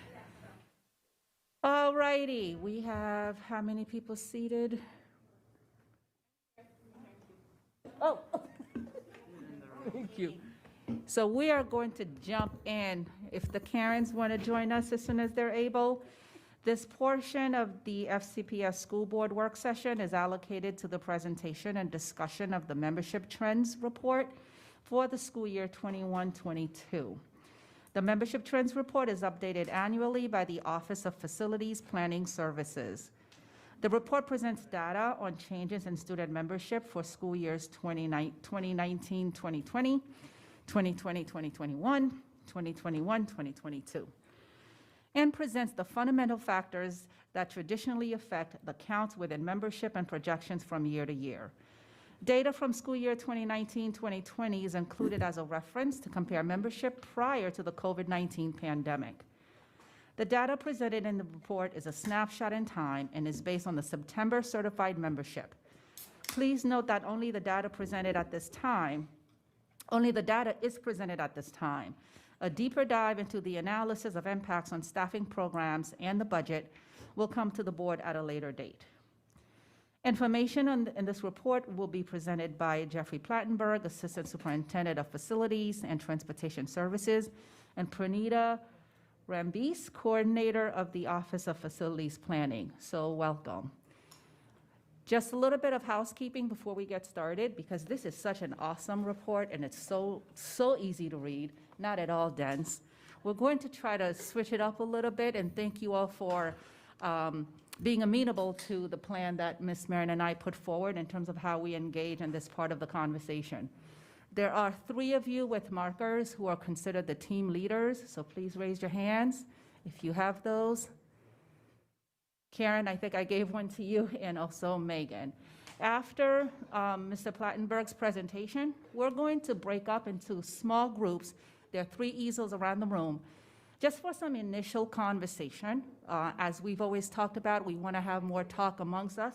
That's not just shooting questions at the staff, but an opportunity to really engage and get ourselves to think with each other. Yes, there will be questions that are raised, which your team leaders will post on the board, and then we'll ask staff to begin with those questions. And then we will still have an opportunity to have our round robin question and answer, because we know that there's benefit there too. So after the initial presentation, we're going to break out into those teams, and those teams are as follows: Karen, Carl, and Elaine, Karen Corbett-Sanders, Abrar, Stella, and KKG, Megan, Rashna, and Tammy are the 3rd group, and we'll just pop into whichever group makes sense at that time. So thank you, and Mr. Plattenberg, please go ahead. Thank you very much for giving us the opportunity to be here. I'm joined with Pranita Rambizay, who's one of our amazing planning coordinators in the Office of Planning Services. And she's here with me to go through really the documents that you have, a 288-page document that really articulates the work that they've been doing over the past really 14 days. We don't have much time to turn around the information that's requested, but I just want to make sure I had the right presentation up. Anyways, 288-page document, and this presentation really is only about 25 slides. Some of them I'll be going through in a pretty rapid pace because you're familiar with the general constructs. We've had these conversations before, but what's exciting about this is you had heard Ms. Burden talk about fiscal forecast, and this really kind of sets up or tees up the CIP, the Capital Improvement Program, and our conversation for what we will be presenting in December, and it's inextricably linked. So with that, I'll go ahead and get started, and just want to thank you all for giving us the opportunity. So the first slide that we have really talks about the membership trends report in and of itself. As I mentioned, it's updated annually by the Office of Facilities Planning. It's a snapshot in time, September 30th. We get the information that's cleansed from DIT sometime after the September 30th date, and therefore we're kind of crunched, and that's why the data analysis that many of you, in fact all of you, always want will be coming at a later time. It includes the changes in membership from school years 2019-2020, 2020-21, and the membership for 21-22. So the 2019-20 data that are included is to provide a reference point prior to the COVID-19 pandemic, because that still is leaving its trail of that comet and the impact on our enrollment. As was mentioned by the meeting managers, thank you, Dr. Anderson and Ms. Marin, the data is only presented this time. A deeper dive that affects the staffing programs and budget will come to the board at a later date. This chart provides a refresher about the two key products that are informed by the membership trends each year, the FCPS Capital Improvement Program and the fiscal year budget. The report helps inform the membership projection set and school capacity evaluations that are part of the CIP and staffing needs that are part of the budget. Upcoming school board agenda items for both these products are provided on the last slide for your reference. The next slide speaks to the membership update for school year 21-22. It includes in-person virtual instruction at traditional schools, centers, and alternative programs, as well as an other category. I'm going to go through this report layout a little bit because it really helps inform the analysis and provides the reference points to the actual 288-page document. The other category includes adult education, multi-agency programs, and special education services. Data are presented in 4 sections: membership, which we talk about annually; birth to kindergarten ratio, the number of students that are born in 1 year and then 5 years later that attend our kindergarten; migration, transfers in and transfers out in each of those areas. And each section is organized by school level, region, high school pyramid, and school as applicable. And it's important to note that each slide has a page number in the top right corner, and that's to orient you really as to the reference point within the membership data that I referred to in that 288-page manual for the additional detail in that report. Additional notes that are really important is boundary changes. On February 4th, 2021, the Fairfax County School Board approved a boundary adjustment between McLean and Langley High Schools and Longfellow and Cooper Middle Schools, beginning in the school year 2021-2022. And they'll be implemented by the adopted phasing that was a result of the community input and feedback sessions that were provided. So the relief for McLean will occur over time. And that was understood, but it was one of the requests by the community. On June 17th, 2021, the Fairfax County School Board approved a boundary adjustment between Bailey's Elementary School, Bailey's Upper Elementary School, Beech Tree Elementary School, Belvedere Elementary School, Glen Forest Elementary School, Parkland Elementary School, Sleepy Hollow Elementary School, beginning in the school year 21-22, and that will be implemented by the adopted phasing as well. Schools that are currently going through a phased boundary adjustment have been identified in the tables as applicable in the corresponding manual. Effective school year 21-22, the administrative designation for Mason Crest, which changed from the Annandale High School pyramid to the Falls Church High School pyramid. It doesn't change the region assignment for Mason Crest, but it does align more appropriately. And also the virtual program that was offered by virtual instruction who have been documented with medical needs related to COVID-19 are also reflected in this presentation and in the documents provided. The slide 5 really talks about the COVID-19 impacts the pandemic has had on our overall membership. We've been experiencing a decline in total membership in school years 2020 and 2021, and 2021-22, continuing the downward trend from school year 19-20. Now, it's at a reduced rate from when the pandemic hit, but it's important to note, as I mentioned, the tail of that comet still exists, but I do believe it is the tail that we'll have to continue to monitor. Whether these trends are temporary or not definitely will depend on a number of factors, as they do in a region such as ours, including future course of the pandemic, and more significant, as occurred over time, economic conditions. Additional historical and current school year membership data is available in our facilities and membership dashboards, and we've made some adjustments that we're going to go through in just a bit.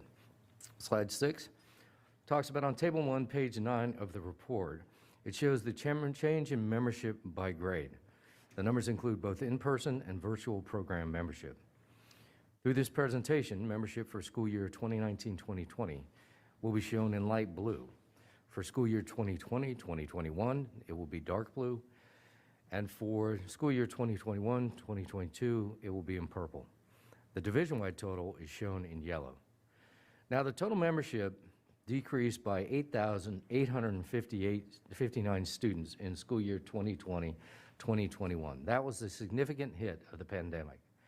And the downward trend continued in school year 21-22 with an additional decrease of 1,556, or basically 1% of our students. The largest increase occurred in grades 10 and 12, and the largest decrease occurred in kindergarten and grades 1 and 6. And that was in school year 2020-2021. In school year 21-22, the largest increase occurred in pre-kindergarten and kindergarten and grade 9, and the largest decrease occurred in grades 1, 4, and 7.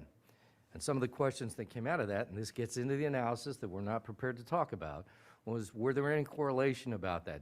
Could we tell by the age difference of the students that were enrolling in kindergarten? In other words, did families hold their children back? And the data did not reflect a significant component or a significant number that was really relevant. There were differences, there were increases, but they were relatively minor overall. In-person membership is 178,210, which is 99.78% of the students, and the virtual program is 385, or 22% of the students, 0.22% of the students, excuse me. The grades with the largest increase in membership, as I mentioned, in school year 2021 was 10th and 12th, and the largest increase, as I mentioned, was kindergarten, first grade, and sixth. But again, in school year 21-22, the largest increase was pre-kindergarten and also kindergarten and ninth grade, and the largest decrease was first, fourth, and seventh. On this slide, what we're talking about on slide 7 is really table 2 on page 10 shows the change in membership by school level. The FCPS-based membership, identified as the FCPS-based subtotal in the tables, includes all school levels. The high school level includes Bryant, Mountain View, and Thomas Jefferson. And as you are well aware, effective school year 21-22, a new admissions process is effective beginning with the class entering Thomas Jefferson, where the class size has been increased to 550 students. In school year 2020-21, membership decreased at all school levels, centers, and alternative programs. And in the other category, the downward trend continued in school year 21 and 22 with an additional decrease of all but the other category. Some of the additional notes is that the centers and alternative program membership includes special education centers, preschool resource centers, alternative school programs, alternative court programs. You will note that in the manual that the reference that up in that upper tab that I alluded to, it goes into greater detail into each of those individual categories. The next slide goes into table 3 that shows the change in membership by individual region. So what we're basically showing you is that you can see the change in membership in a number of different ways in slice and dice to try and determine, is there anything to inform the subsequent questions that you may have for the analysis? But Region 1 decreased by 465, or 1% of the students. Region 2, 348. Region 3, 391. Region 4 by 51, which was kind of interesting when the rest had some 300. And Region 5 decreased by 586, or 2% of the students.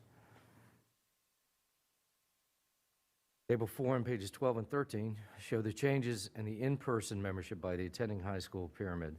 And the membership decreased in 18 of the pyramids while it increased in 9. Pyramids with the largest increase are Falls Church, West Springfield, Langley, and the largest decrease are Annandale, Westfield, and Centerville. And it's important to note what I mentioned about the Mason Crest, as that impacts the Annandale High School pyramid. The next slide talks about the 3 primary mobility factors. So we talked about trends by region, but then we talk about mobility and what are the reasons for changes in total membership. And the primary mobility factors are the birth to kindergarten ratio, as I mentioned before, the number of students that are born and 5 years later attending kindergarten, the migration of students, and the transfer of students. Additional factors are considered on the capacity evaluations completed for the CIP, including the cohort progression of an increase or decrease in membership, which is based upon our what we call the cohort survival, the number of students in one grade that age up into the next grade. New residential development, which we're pleased to say that we actually are posting that in all of our dashboard now. We have not only the dashboard data by individual school, but we also have the new development information. That was a request of this body for us to go ahead and do it. We're pleased to state that Pranita and her team did an amazing job of getting that up, and it's live now. Changes in county populations and any program or boundary changes.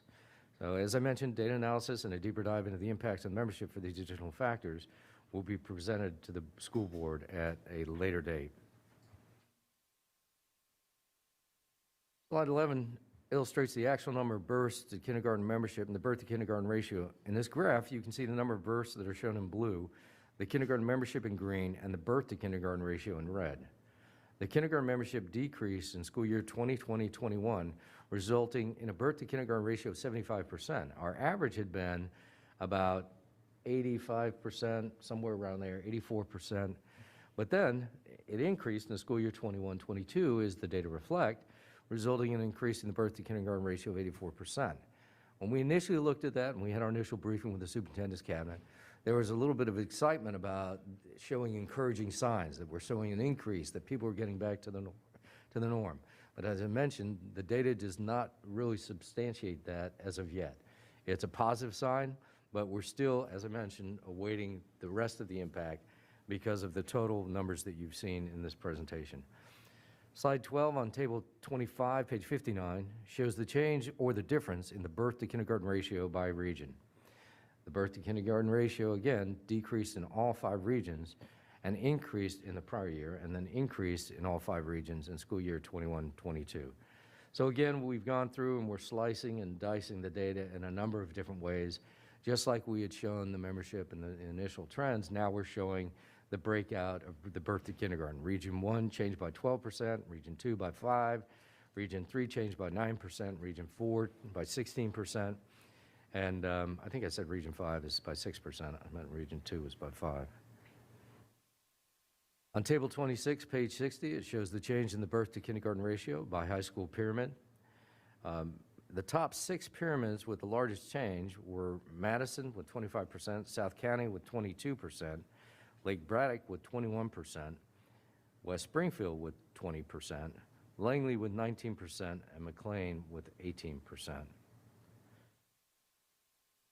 Figure 2 on page 69 illustrates the net migration trend from school year 2019 to 2020 to school year 2021 to 22. The blue bars in the graph show the net migration, including TJ. In school year 2020-2021, FCPS experienced a negative net migration of 4,953 students, and what that means is more students withdrew from the school division than entered. In school year 21-22, FCPS experienced a positive net migration of 151 students, meaning more students entered the school division than withdrew. And we're going to go ahead and go through some of the rationale, and we have all the definitions for the reasons for the migrations in the subsequent and attached report. But again, in our presentation, we do have a couple of reference points of how that's slice and dice.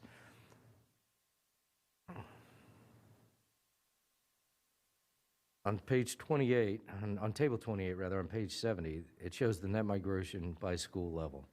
In school year 2020-2021, all school levels experienced a negative net migration except the high school. And in school year 21-22, all school levels experienced a negative net migration except high school and the other category. Again, the migration refers to students entering, in migration, or leaving, out migration, the division. The net migration is really the in-migration less the out-migration. The high school numbers include Bryant, Mountain View, and TJ.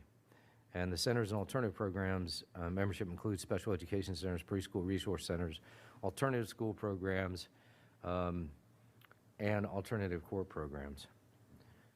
On table 29, page 71, it shows the net migration by region. All 5 regions experienced negative net migration in school year 2020-2021. In 2021-22 school year, regions 1, 2, and 4 experienced a net migration, and regions 3 and 5 experienced a negative net migration. On table 30, pages 72 and 74, it shows the net migration by high school pyramid. And again, the data are reflected here before you. And continuing that conversation, This gets more into the detail as to the change in the summer withdrawal and the reasons. The total number of summer withdrawals increased by 8,823 students in school year 2020, 2021. That was significant and therefore reflected of our decrease in student enrollment, and decreased by 1,074 in school year 2021, 2022. The top three reasons provided for withdrawal in school year 2021, 2022 are 33% or 3,682 to attend a public school in Virginia, but not in FCPS, 3,601 or 32% to attend a non-Virginia United States public school, and 936 or 8% to attend a school outside the United States. And as I said, each of these individual reasons, and they're really hard to see on this chart up here, but it helps to understand a better informing of some of the rationale for students' withdrawal. The attending college or university category, for example, includes students that request to earn credit from a college or university and transfer the credit back to FCPS. For example, after the junior year, a student may only need a credit in English 12 and U.S. Virginia government. If the student attends NOVA, Northern Virginia Community College, instead of completing the senior year with FCPS, the transfer credits from the college composition and government would meet the final requirements for the high school diploma, and the student would be awarded the diploma from FCPS. On slide number 19, it really gets more figure 7 on page 135, the net transfer trend from 2019-2020 school year to the 2021-22 school year. Slide 20 is table 5 on page 130. Again, is the net transfer by school level. I had mentioned that, in the school year 2020-21, all school levels experienced negative net transfer except for the centers and alternative programs and the other category, and that trend continued through 2021-2022 school year. Table 53 on page 138 shows the net transfer by region. And you can see in here, Region 1 had a decrease of 538 students. Region 2 had an increase of 945 students, which included Thomas Jefferson. And the Region 2 net transfer, excluding Thomas Jefferson, is 958 decrease. In Region 3, 879 students, which includes Bryant, and the Region 3 net transfer, excluding Bryant, is a transfer out of 1,021. Region 4 is 380 students transferring out, which includes Mount Vernon High School. And the net transfer excluding the high school is 536 students. And in Region 5, you had a transfer out of 911 students. On Table 54, pages 139 to 141, it shows the net transfer by high school pyramid. And the next slide here, I'll let you go through and ask questions about this, and I know it's a lot of meaty information that you're familiar with us presenting each year. But this slide shows the transfers by reason.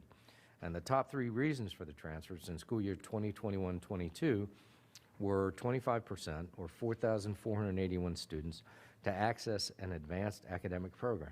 So the program and offerings we had provided the equitable opportunities for students to go ahead and provide their education of choice, if you will, for both AAP and also the IB. So 3,452 students, or 19%, were to enter special education programs, and 3,016, or 17%, of students were related to reasons considered within the student transfer regulation 2230.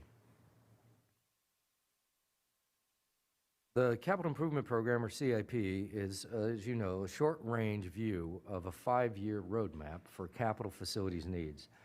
It annually reviews our current membership, our 5-year membership projections, and our facilities data.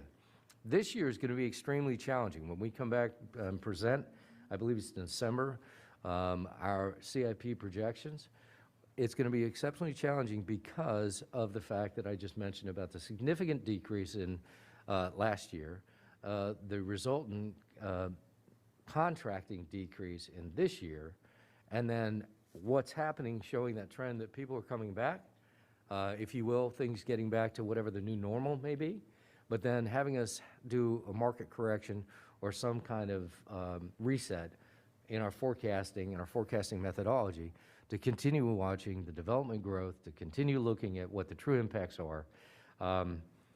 Anyway, it's going to be sporting at best. So it's scheduled to be presented in News Business on December 16th, 2021. A public hearing for the CIP is scheduled on January 4th, 2022. A school board work session for the CIP is scheduled on January 11th, 2022. An action for the CIP is currently scheduled on February 10th, 2022. The fiscal forecast, as Ms. Burden presented earlier with Mr. Smith, for the FY 2023 budget is scheduled for November 9th. The proposed budget new business on January 13th, 2022. School board work session January 18th, 2022. And a public hearing on January 24th, followed by another school board work session on January 25th, 2022. And budget amendments, as you know, are scheduled for February 8th, 2022, and action for the advertised budget is scheduled for February 24th, 2022. That concludes my brief introduction of some of the trends and the areas that impact our trends, and I send it back to you. Thank you for your time. Thank you, Mr. Plattenberg, for being brief enough to allow plenty of time for the board to deliberate and to really dive into this data. There was a lot that was offered here. Before we get into the Q&A that is direct to staff, I will invite the groups, as they were shared earlier, to gather around their easels, stretch your legs a little bit. We're at the end of the day, and this is a lot of dense information. Please share your first impressions, what resonates, questions, concerns. Let's keep it kind of high level in your groups a little bit, but please talk with each other. Do the things that we don't have an opportunity to do very often when we're in work sessions. We will keep it to about 7 minutes, so please be judicious with your time. And then we will come back and ask staff to begin with what you have listed on the easels, and then we'll have our turns to have the round robin Q&A. So if you do not recall what groups you are with, please let us know. But otherwise, please go ahead and go to your easels. And whoever is the person with the pen that I gave to earlier, you'll also be sharing out for your group. Staff, thank you for putting the time there.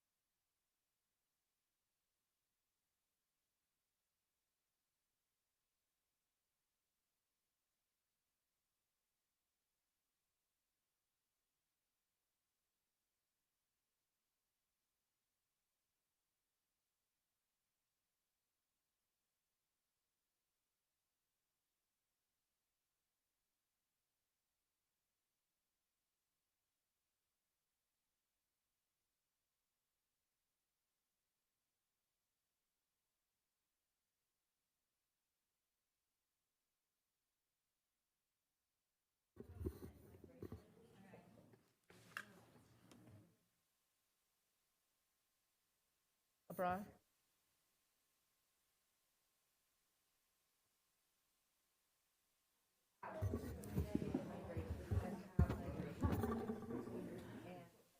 Final group, come on over.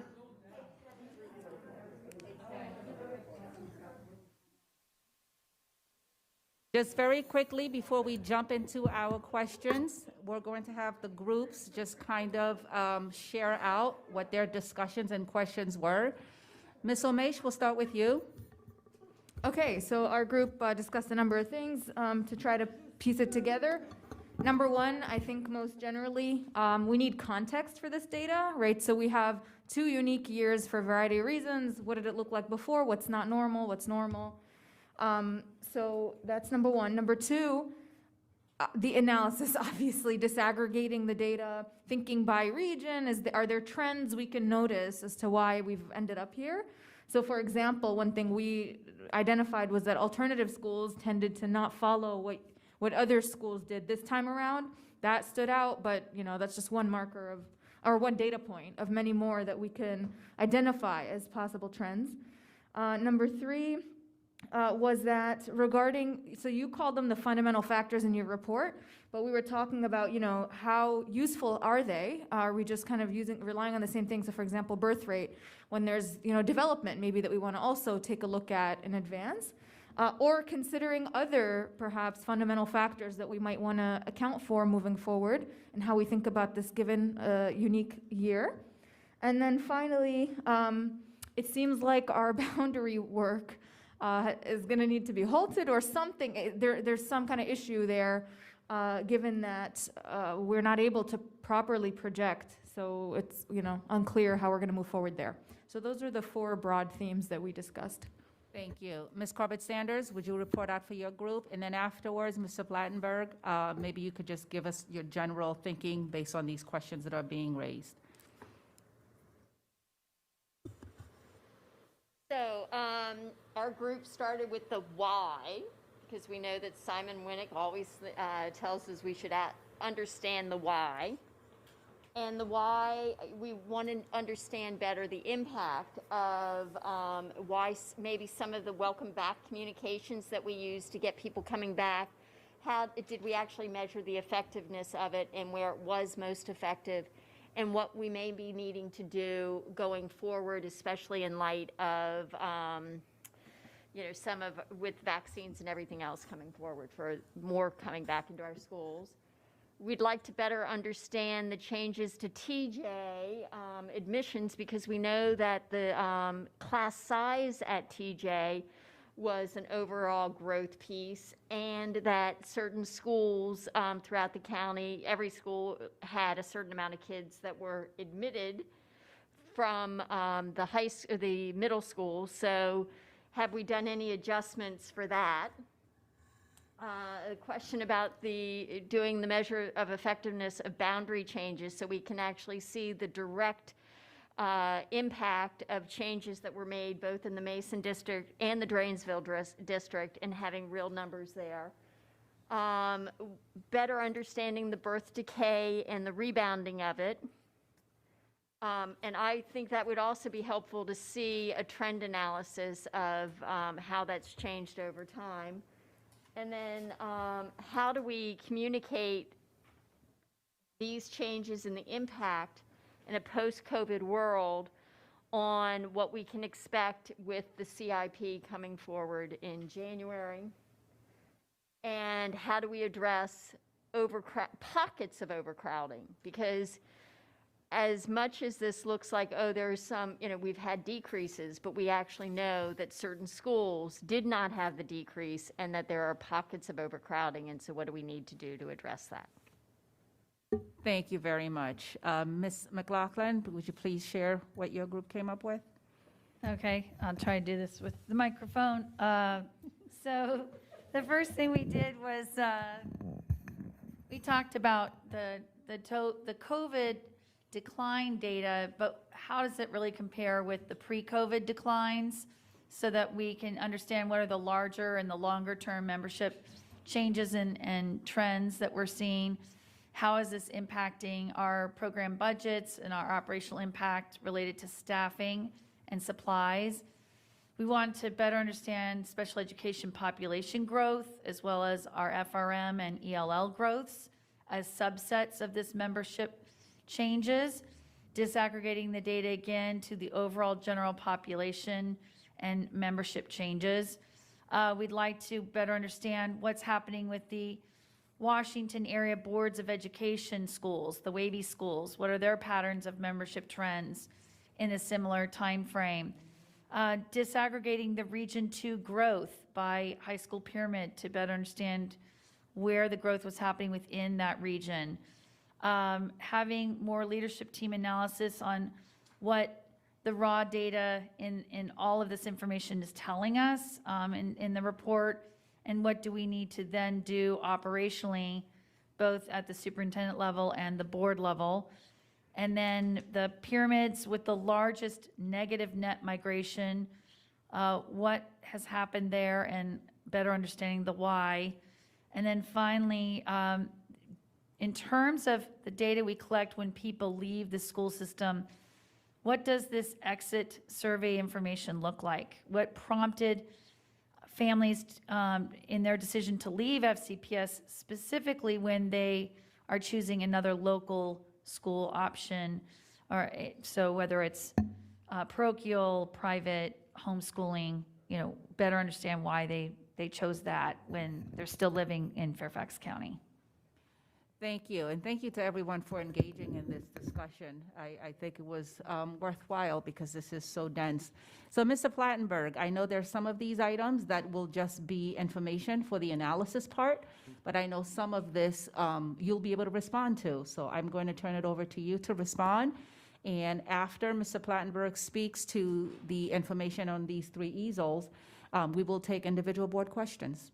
Absolutely. Thank you so much. And thank you so much for letting me witness this process because it's a little unique for a work session. But by having the boards break out, it is the same learning components that we as leadership team and cabinet and just really the whole management of the organization, we go through these processes and they really inform a lot of the questions that we ask each other and then provide responses and answers and kind of grow with each other's input. And as Dr. Ivy always says, she's very good at rattling everybody's cage and getting their voices in the room. And I said that in the most respectful, positive way. Because, you can imagine with this many leaders, such a good, diverse group of people, we have a broad range of thought and processing skills. We're all different learners. So anyway, thank you for letting me see that because I really was impressed. And great questions that have come out of the process.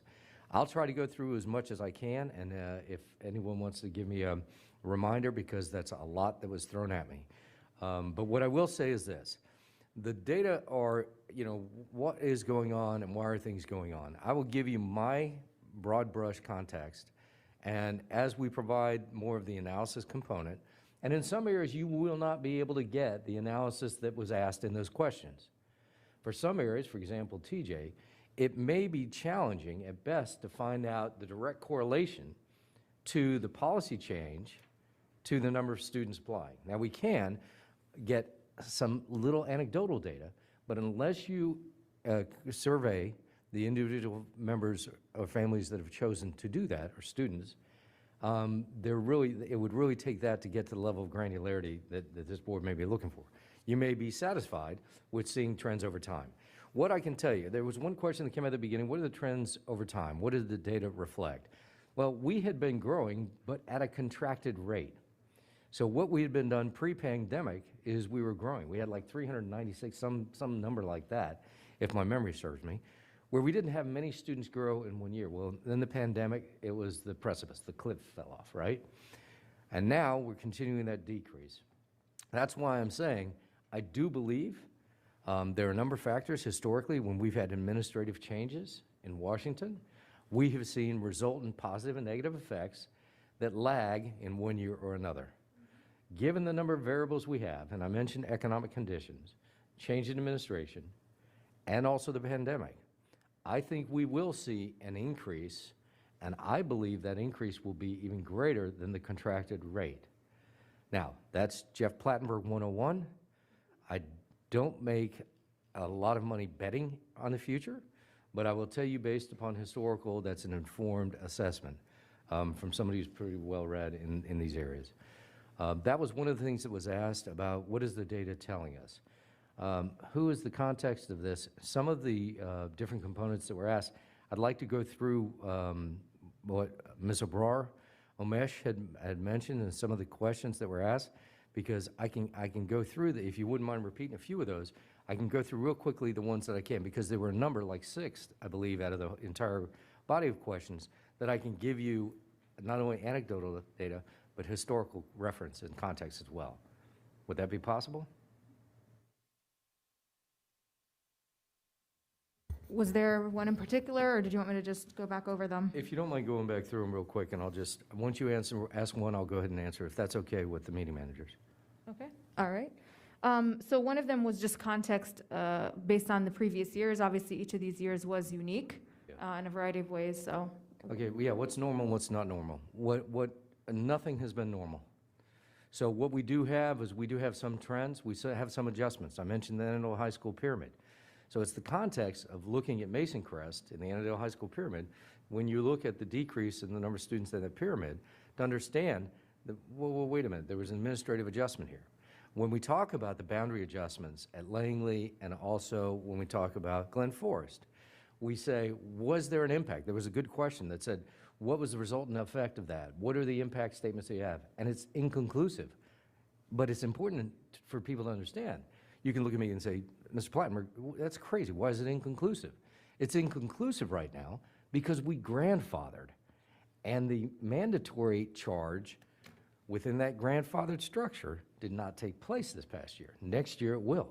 It will be more informed and more informing in the process.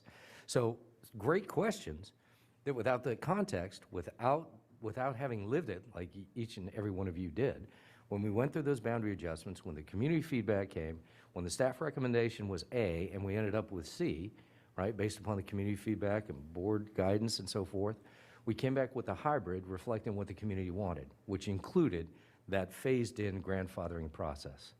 Okay, next. I think the question was even broader.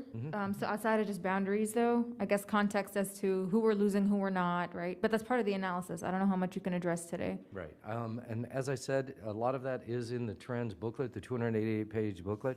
When I mentioned that we show increases in early grades, kindergarten and 1, but then we have 3 and 4 that are decreasing, and then we look at high school. General trends of high school, we usually see a big increase of students in the 9th grade year.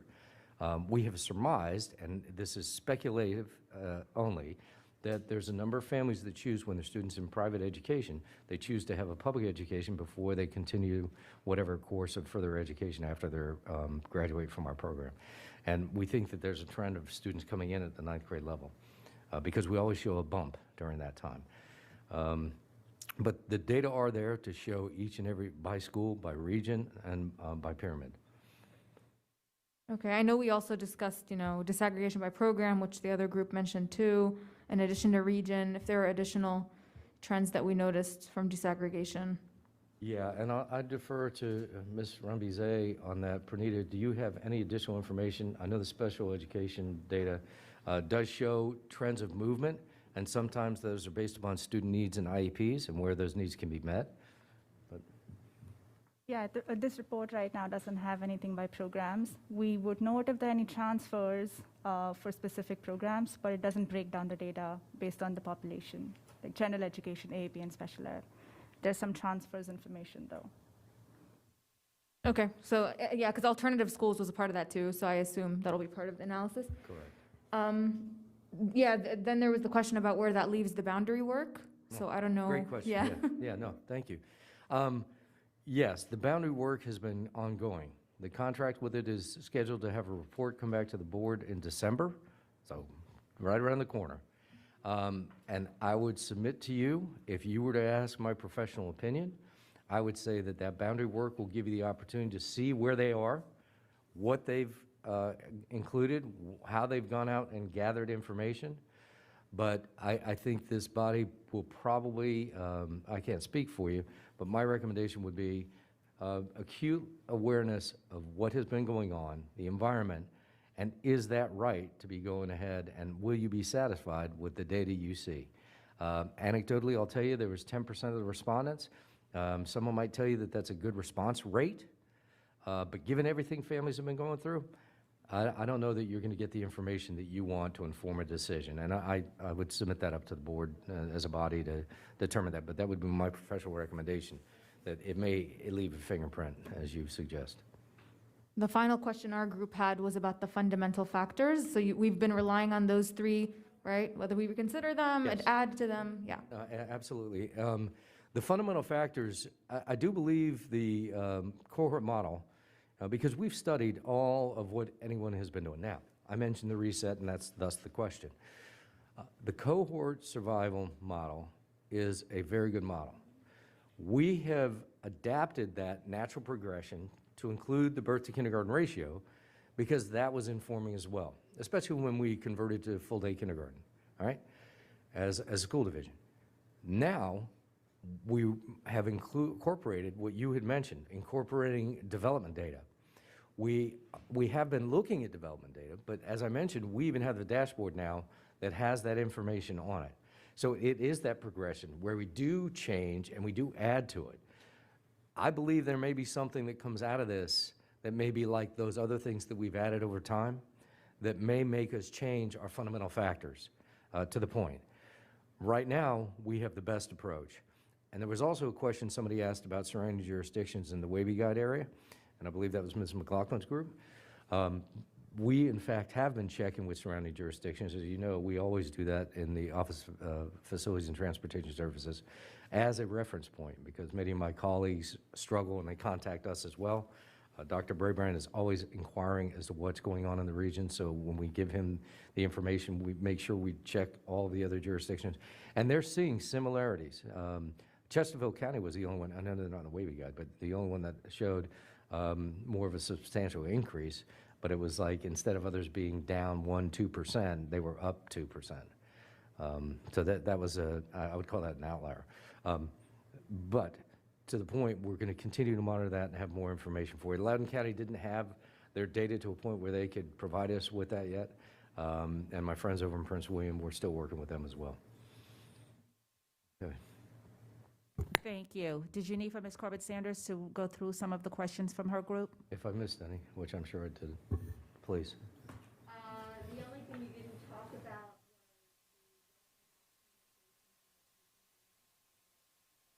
Oh, yeah. growth right there, and then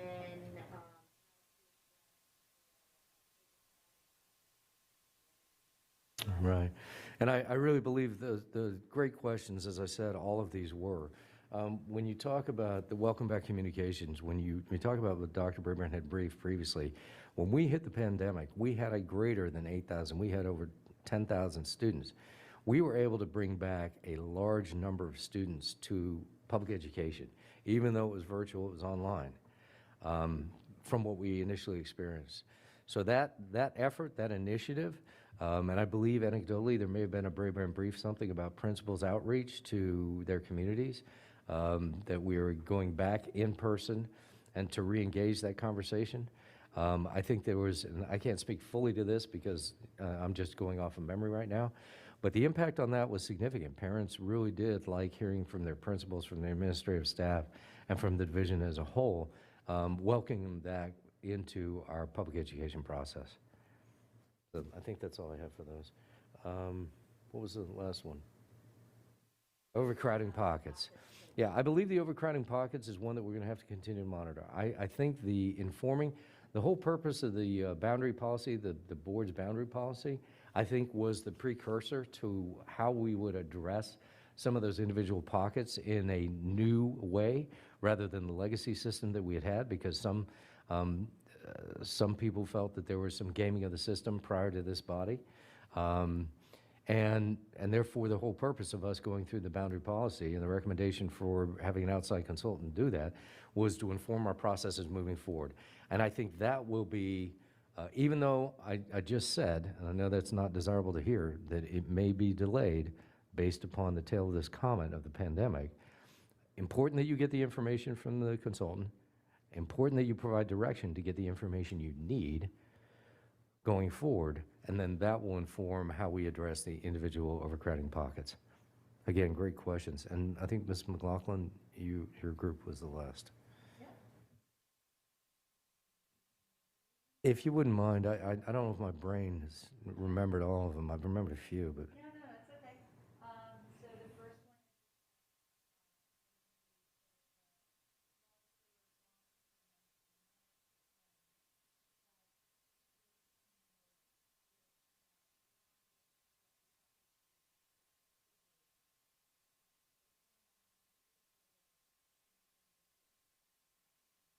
Yeah.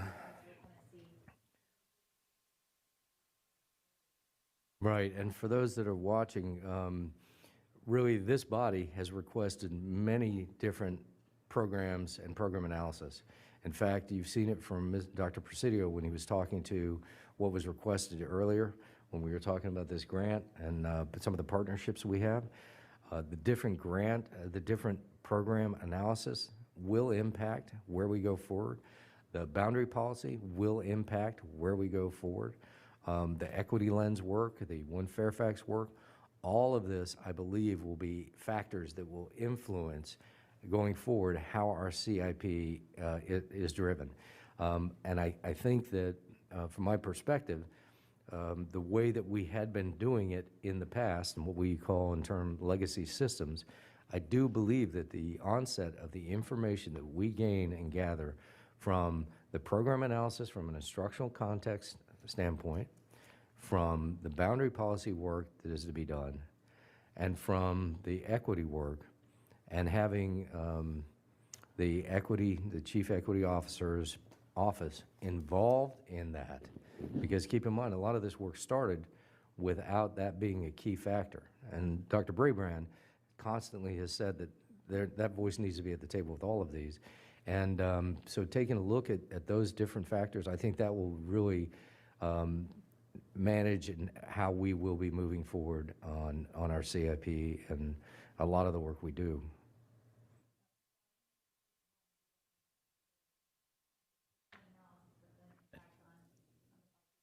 No. Ms. McLaughlin, could you use your mic, please?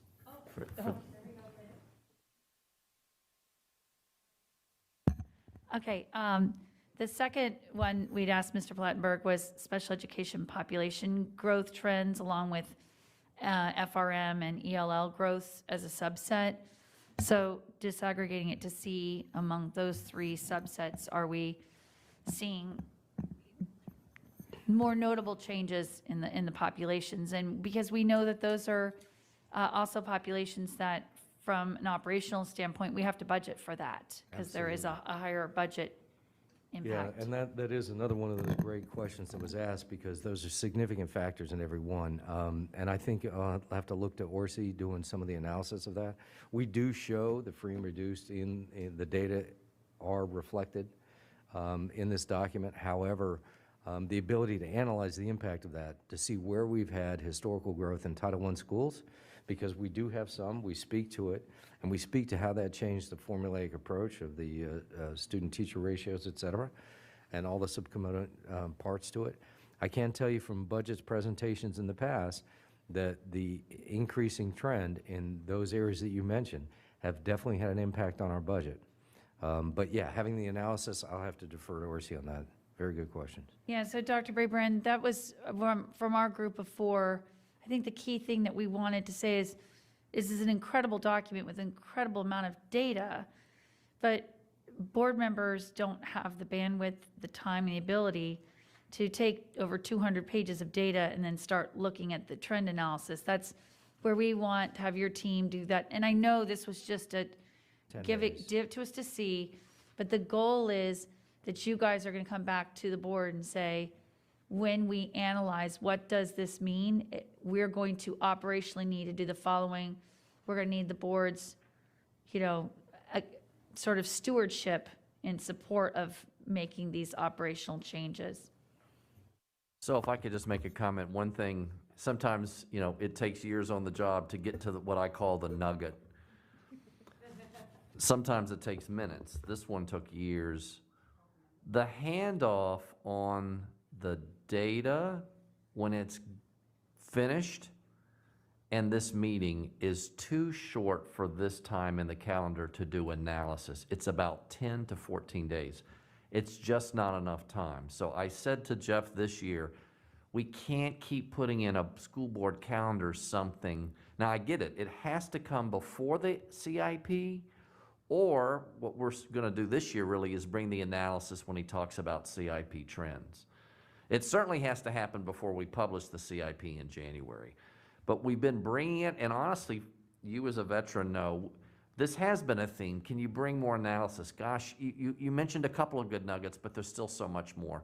We've got to create a wider time from when we finalize and run the numbers to then have, because really, it's even beyond Jeff and his team. We need to have our department heads looking at this when we talk about EL, special ed, the alternative school, and we don't have time for that rich dialogue, and then boom, it's time to present. So we're going to do more of that for the presentation in December, and something I'll just share with the chair and vice chair about maybe we can tweak the calendar on this one a little bit next year, move it a little bit, and maybe do both at once. Or just more clearly when we're doing it, we're giving you the data today, and it's public, and it's going to take a longer. So it's really an approach of what the board thinks is best. But I totally agree. No, I appreciate that, and not to belabor, because we have a lot to move through, but I think that's the push-pull here is we really, at a stewardship accountability level, data is nice, but really data with no context, there's not much more we could do. So I'd rather we not be given 250 pages of data and your team just take the time to deliberatively say, what's this telling us that we need to do? So appreciate the partnership on that. And then Mr. Plattenberg, number 3, I believe you did touch on, what are the WABE school patterns for membership trends? And again, I think it'll be really helpful that we're looking at 5-year and 10-year trends, not just, what just happened with COVID alone. So, our group had sort of said even a 5-year look back would just, because we are the Titanic as a school system of this size. We cannot be shifting programs and moving staffing every year because we have some, fluctuations that might happen year to year. We've got to have some stability in our operational plans and absorb some of that. And that's what the staffing reserve is supposed to do.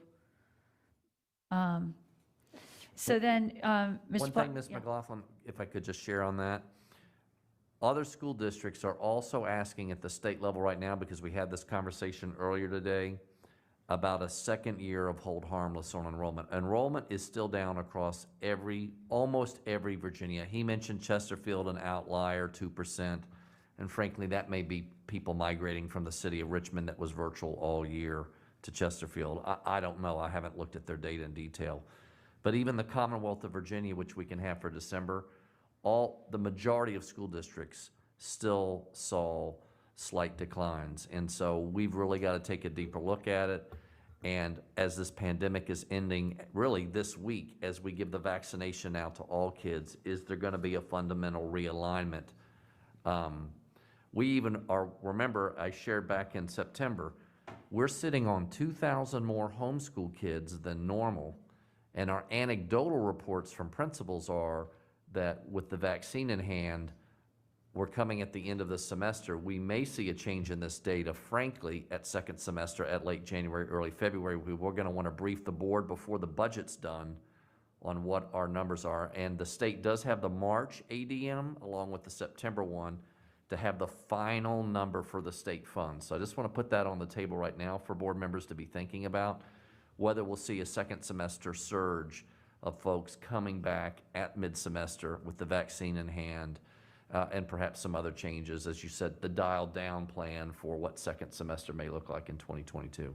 Thank you, Dr. Berry. Ms. McLaughlin, if we could quickly run through the rest of those questions so that we can have the individual member questions. Yep. So number 4 is very granular. Disaggregate Region 2 data changes by pyramid. I don't think you have to do that today. Having that LT analysis of what the raw data is telling us. Pyramids where there's been the largest negative net migration, please provide the analysis of why you think that's occurred. And finally, what exactly are we asking in these exit surveys of families when they depart FCPS, especially at the local level? What's prompting their decision to withdraw from FCPS but find educational services still here in the county? Right, and those are great questions, as I mentioned. And when we talk about transfer data, the information, again, we've got the transfer data that's provided in the report, but the analysis of it, I understand you're asking for. So I believe that will be readily available to report out in December with Orsi's assistance, because it does identify at least where, and it's in this dashboard as well, where students transfer and why. And you can see the AAP Center or an IB program, some of the specialties, some of the offerings that we provide as a division that really point out to that. I'd like to also just reiterate that the people who leave the system that provide that information, it's voluntary. It's much like free and reduced. Free and reduced is a voluntary application, and we see more participation. And historically, when I used to handle food services in a neighboring jurisdiction, I would see at the elementary level there was more participation, and at the high school level it seemed to drop off, even though families were still qualified. So we tried to elicit that. So those voluntary, my point to that is that people that choose to tell us why they're leaving, and we can provide a little more information about the analysis of that. The final thing I would say, thank you for the questions you asked, because Dr. Brabrand mentioned it. This body took bold steps to invest in their teachers, to invest in special education teachers, to invest in regular education teachers, to hold us harmless, to ensure that our employees were maintained through this pandemic. That is significant because we still see the impacts by this decrease. And I will say that is a financial fiduciary cost, and that's why I call it an investment. By investing in the employees that you have, you avoid the retraining and re-ramping up of new employees that have been shown historically. The research data supports it in private and public sector alike, that investment on trying to get people up to par, especially with the expectations of our communities. So I just wanted to mention that because it was, I know there was a lot of heat that you all received from that, but I think that you made collectively as a body one of the wisest choices I've seen. And I know the employees that I've spoken with over the past pandemic have been so appreciative from every level. Even though we still hear some creative thinking and opinions on things, underlying the appreciation of that by this body. So anyway, thank you on their behalf. So.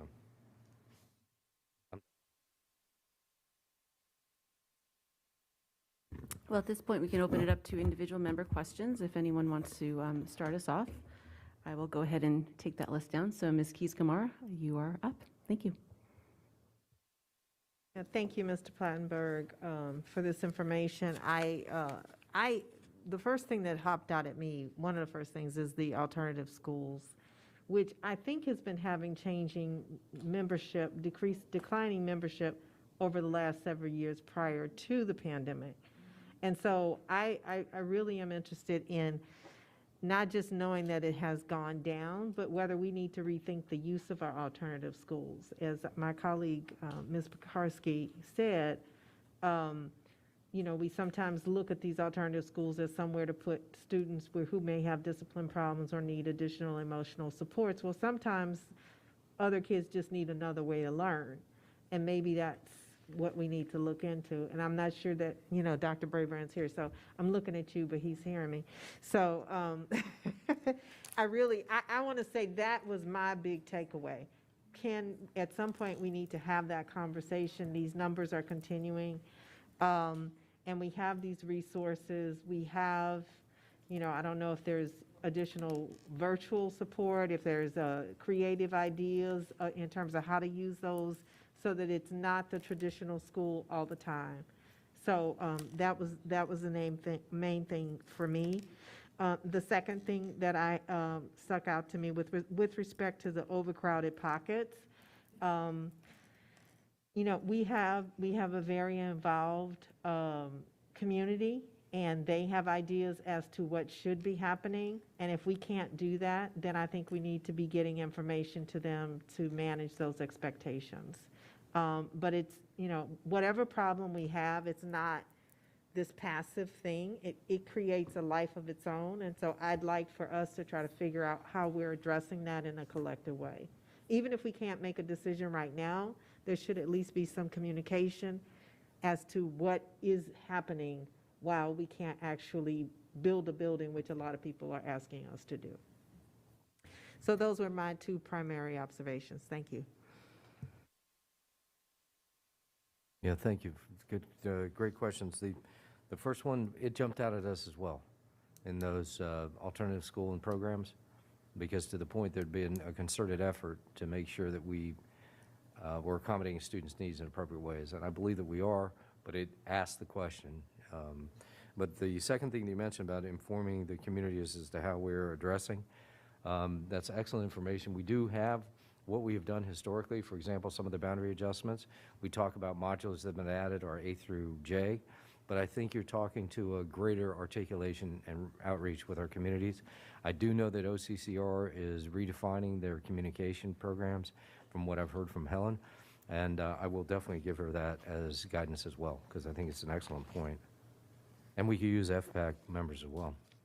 And absolutely, with respect to the alternative schools, I really would like at some point, I know we have a lot on our plate, but I really would like for there to be a larger discussion as to what that can look like. I don't think that decision should just be in a vacuum. We should recognize that the community is listening, et cetera, and certainly have staff bring information to us as to how best to utilize that opportunity.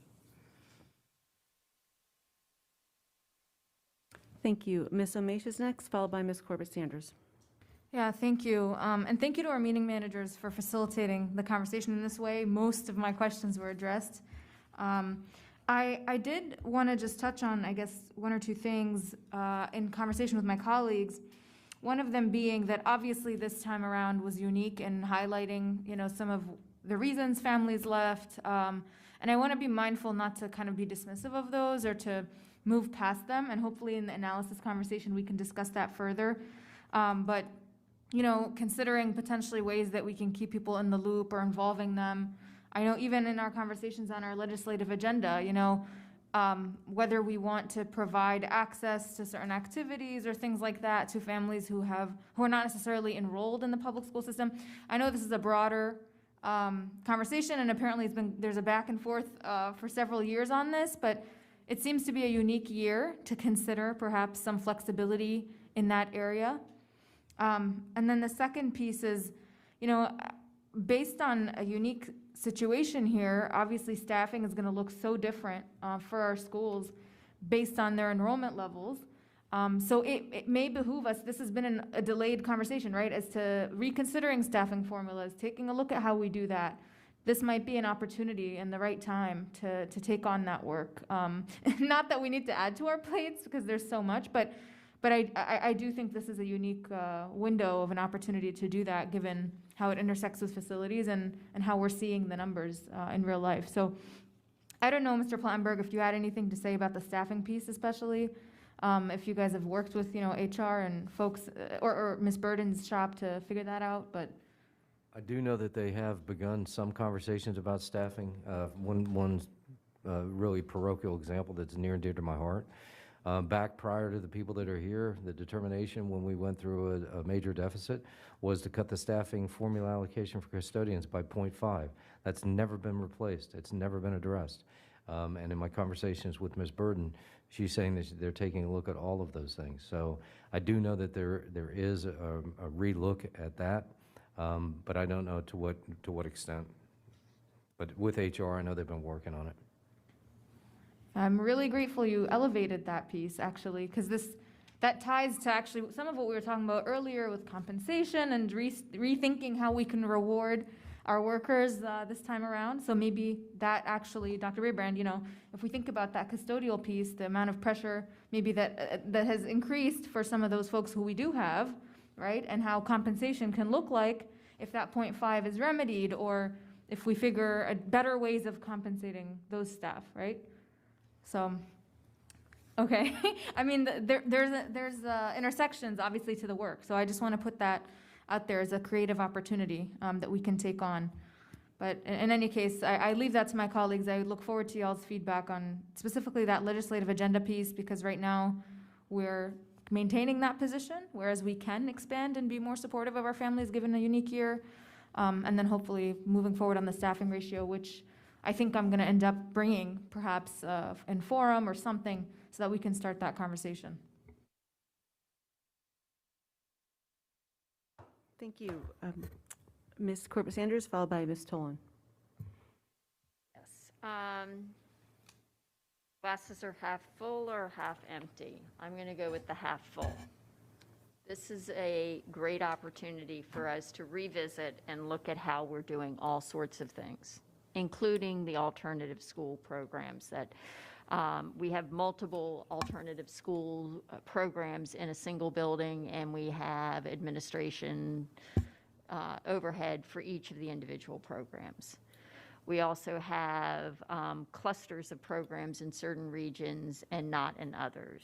And we have programs that address the needs of some, but not the others. We know that we have a lot of people who have been asking for, as long as I've been engaged in the schools, well over 20 years, for the need to have programming for our twice exceptional students.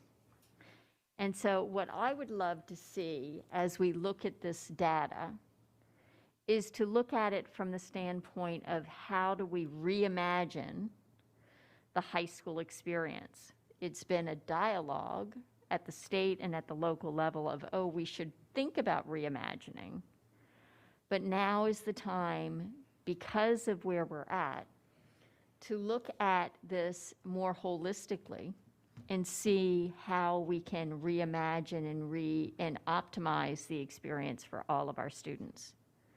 And so I would just encourage, especially given where we're at, that we should look at that. And we should also be looking at, as we come out of COVID, do we need to reimagine the virtual experience as well? Because one of the things that we have found is it didn't work for many of our kids, for most of our kids, but for some kids, the virtual piece was something that was really important. It allowed them to flourish. And so that's part of that reimagining the programs and how we offer the programs in Fairfax County Public Schools. That would be my, that's what I would encourage us to think out of the box and think about this a bit more. And engaging our parents in that process to really make sure that we are meeting the needs of a changing population. Thank you. Ms. Tolan, followed by Ms. Hasmer-Heiser. Thank you. Mr. Plattberg, I just wanted to ask you a couple clarification questions based on some of your earlier comments. When you were talking about the boundary work and the presentation that we'll have from the consultant in December, you mentioned looking at that as a way to change how our legacy way of doing boundaries. When you talk about legacy, are you referring to the administrative portion of boundaries? Specifically, yes. Okay, so for example, when we did the McLean-Langley boundary, that was not an administrative boundary change.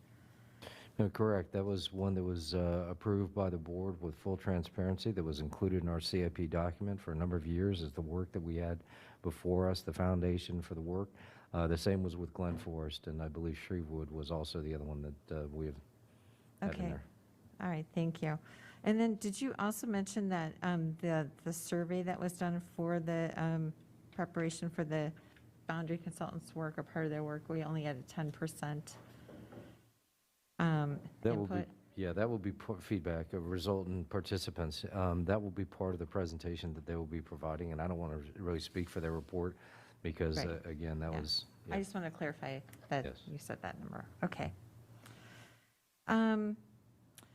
This past year, we did what we called a CIP Light. where we didn't go into as much information as we have previously. Do you anticipate doing that again for this coming year? No, I hadn't. I'm sure my staff would like to have it that way. But no, I believe we need to go ahead and provide it because it will set the foundation for, if we talk about re-engineering, reimagining, ways and processes, we'll have to have that information to inform the way forward. Thank you. Also, we were also having conversations around the student yield formula. I know your staff has given presentations to CPDC on that. Mr. Frisch and I have been working on the Tyson's area development and numbers around development there. How do you see those conversations, or what kinds of conversations do you think need to be happening with Fairfax County as we see post-COVID changes in uses of commercial office space that might potentially be available to us as space, would be an example, or in looking at trends of, movements of families from one part of the county to the other, or as people are coming into the county, how that might change our capacity numbers, or just the numbers of students that we have at various schools? Excellent question. The revised student yield and proffer updates, I know Ms. Keys-Gamora had asked as part of the CBDC to have us present before on November 3rd. And in our work with the county staff, we couldn't confirm that they were able to pull the percent proffers that each agency had received to compare to FCPS that the committee had requested. So we're hopeful, we anticipate them to be finalizing that work so they can come back. And I think that the staff work is reflective of the larger committed work on having regional student yields. To your point, it's recognized that, again, that's a legacy system. It's something that evolved over time, was good for its inception, but not good for today. Okay, I just wanted to mention to my colleagues as well, one of our recent work sessions, we had our program review, where we have a lot of data and a lot of information that has already been put together on particular programs. And I think as part of our conversations here, and when we're really looking at what's happening at various schools and what programs they have and don't have, reimagining some of this, we really would need to go back and take a look at that data and work with staff on how we move forward with that information. So, comment. Thank you. Ms. Sizemore-Heiser, followed by Mr. Arnett Kofax. Thank you, and I'll happily pick up where my colleague Ms. Tolan left off. And I so appreciate Ms. Corbett-Sanders talking about the importance of reimagining education, of reimagining and really looking at where we have clusters of programs and what programs do we have, and looking at what education in the 21st century reimagining should look like. So thank you for bringing that up. That was kind of the exact reason why we had that program review that we brought, Ms. Toll and I, with the forum topic and to the board. I know we need to continue the work session from there because we weren't able to finish, but that was the exact idea. And there's a lot of data that I think can go hand in hand with the CIP and the data presented here on what programs do we have, what programs do we want to do a deeper dive into. There was no decision points in that. It was just really getting more data that goes with our capacity and facilities data and membership data. We have program data, and I think it puts a really great package together. So Ms. Corbett-Sanders, thank you for mentioning the need for looking at our clusters of programming and our programming in general. And I think we've done really good work, and I have to thank staff for the really good work that they did. I don't know if Dr. Presidio is still here, but for the really good work that they did. And I think in conjunction with this, it can give us a really good picture of the trends and needs of our system and where we want to go programmatically and where we need to go based on our memberships and needs. So I look forward to that analysis, perhaps including both the program review and the membership trends. The only other thing I wanted to say is I think as we look at our longer term membership trends, I want to, be careful.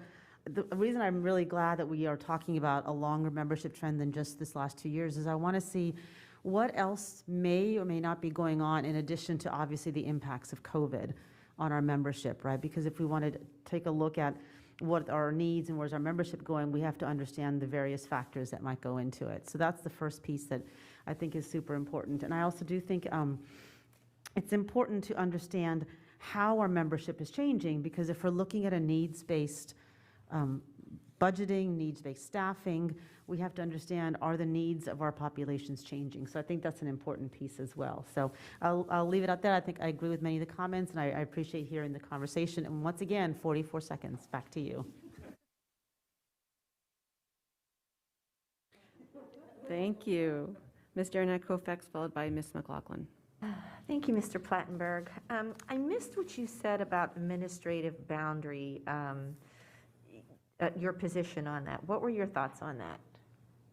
Well, I supported the superintendent when he determined that he was no longer going to do any more boundary adjustments because of the administrative boundaries and the resultant effects that were intended or unintended, I don't know, but that occurred.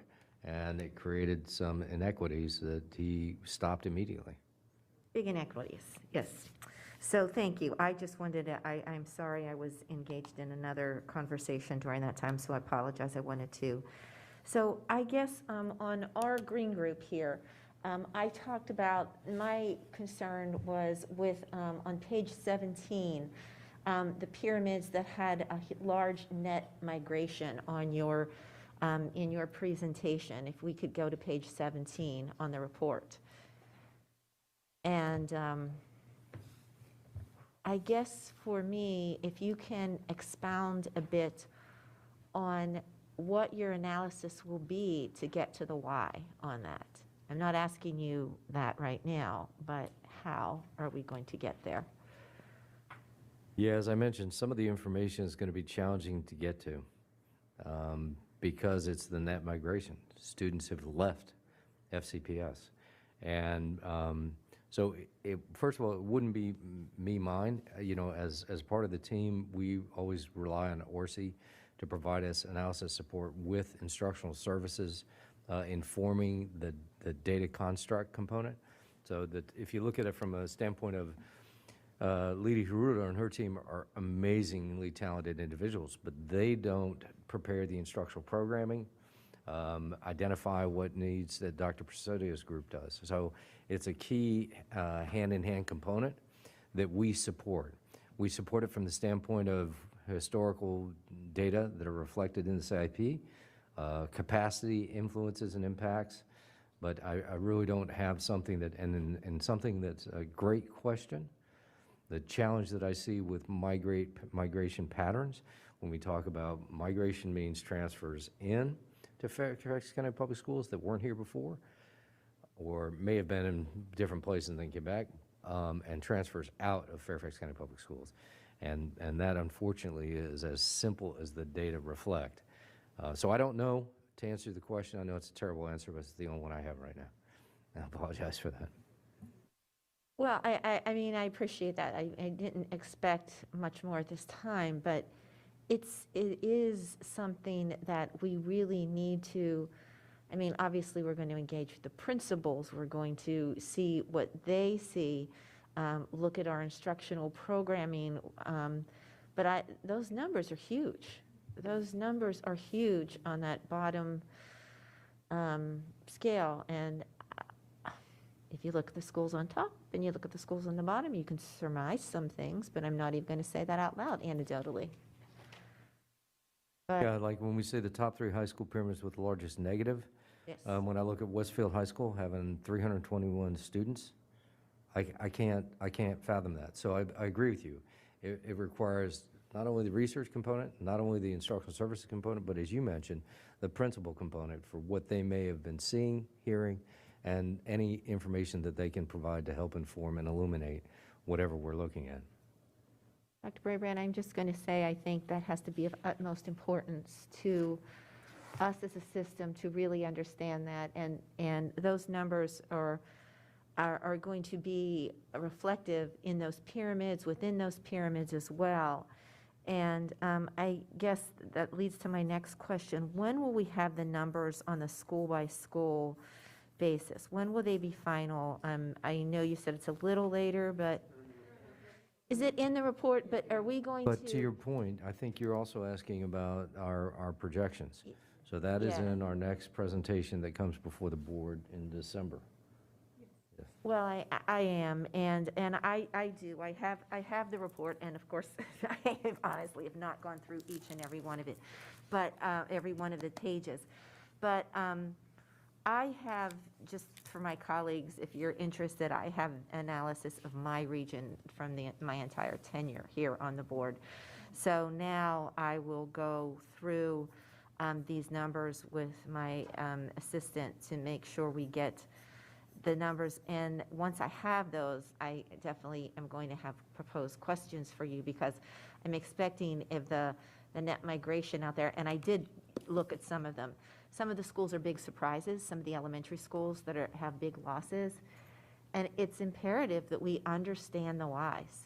It's so imperative. So I would encourage my colleagues to do what you can to look at that on your school-by-school basis and see. And like I said, I have a little bit longer tenure, so I have a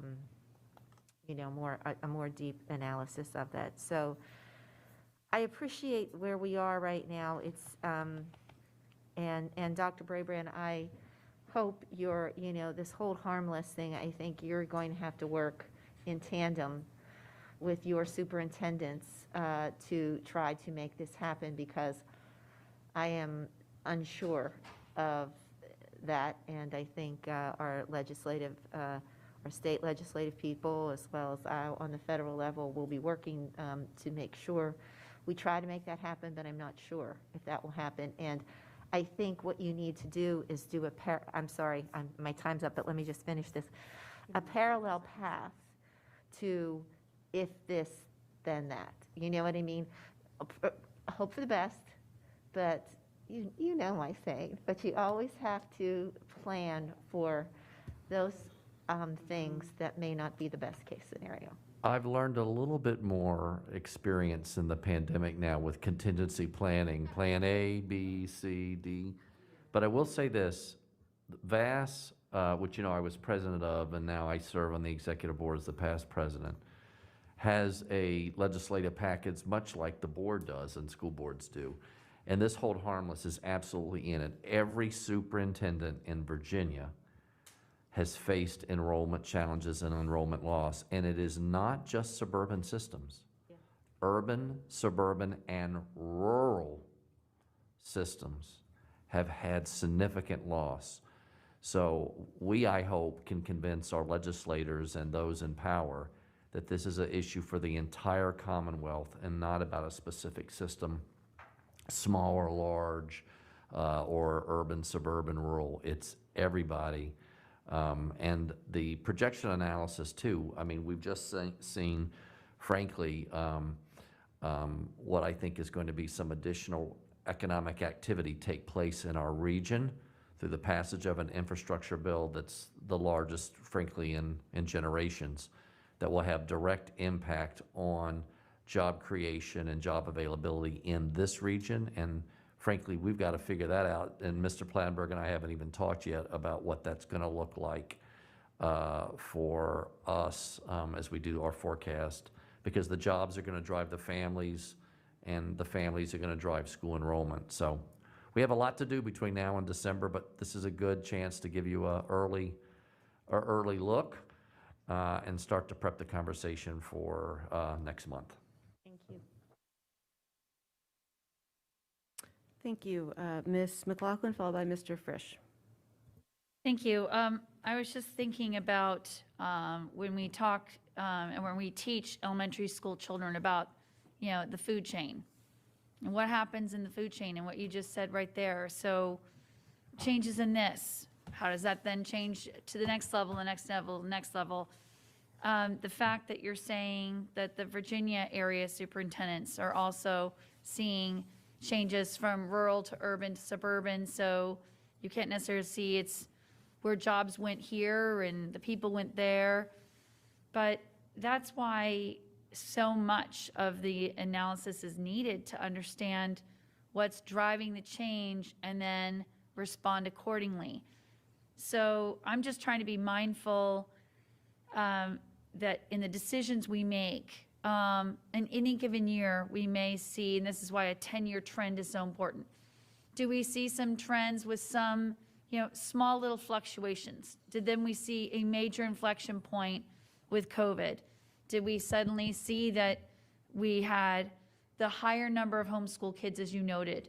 But is that because it was a combination of some who were unhappy with virtual and said, I'm not doing this to my kids?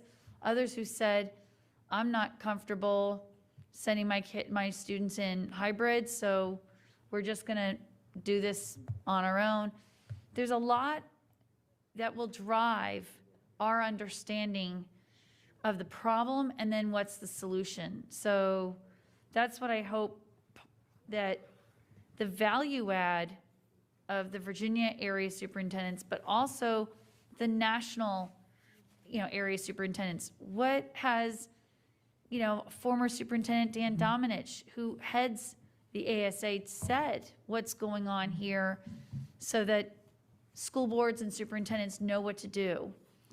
So, we're in the fortunate club of being in the top 10 school districts in size. Although with this change, maybe we've dropped in the rankings by a spot or two. But the point is, we know the top 10 to probably 20 school systems around the country are uniquely large compared to the vast majority of single high school districts all around the United States. So I would like to see how we can learn from that, because part of our teacher shortage conversation, we hear that's, not just a local problem in Fairfax or even a Commonwealth problem, it's a national problem.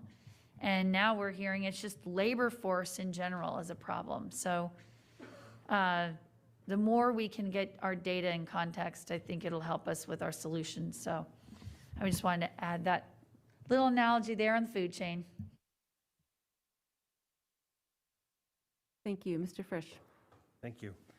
Am I mistaken? Last year when we looked at this report, weren't we given information about the previous non-COVID years as a comparison on decline?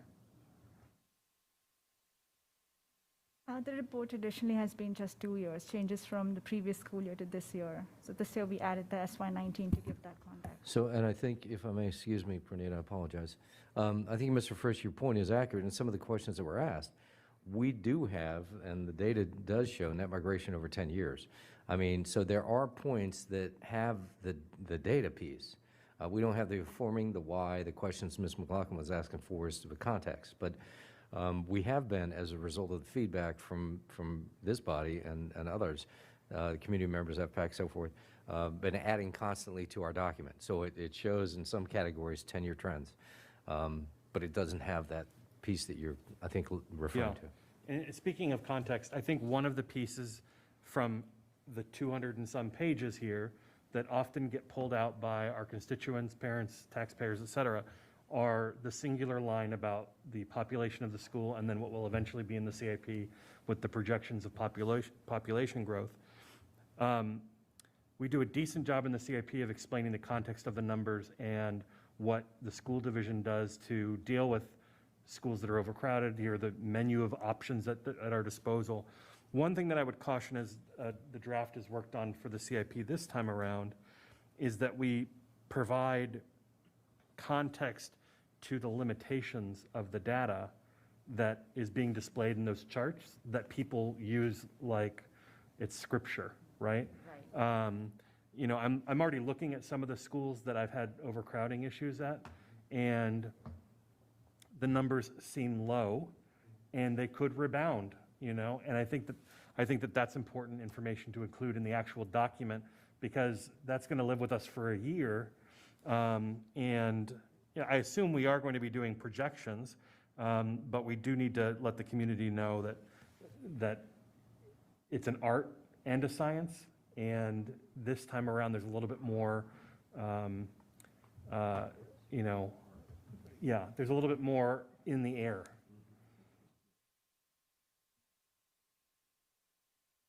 Go ahead. Yeah, if I may. Excellent point, the context of what you talk about, you know, the information, we've been talking about that at staff level as well, is providing feedback like the information that's informed in terms of capacity. A lot of people don't understand the difference between design capacity and program capacity can change. That the individual programs within a facility and the design is the construct or the physical plant component. And when they look at those percentages, to your point, there's a confusion because they don't deal with it on a recurring or regular basis.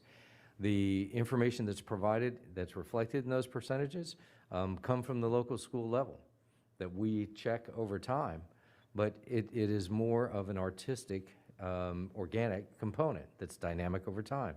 And we do those comparisons, but there's a number of components that we do agree with, that we need to provide the context.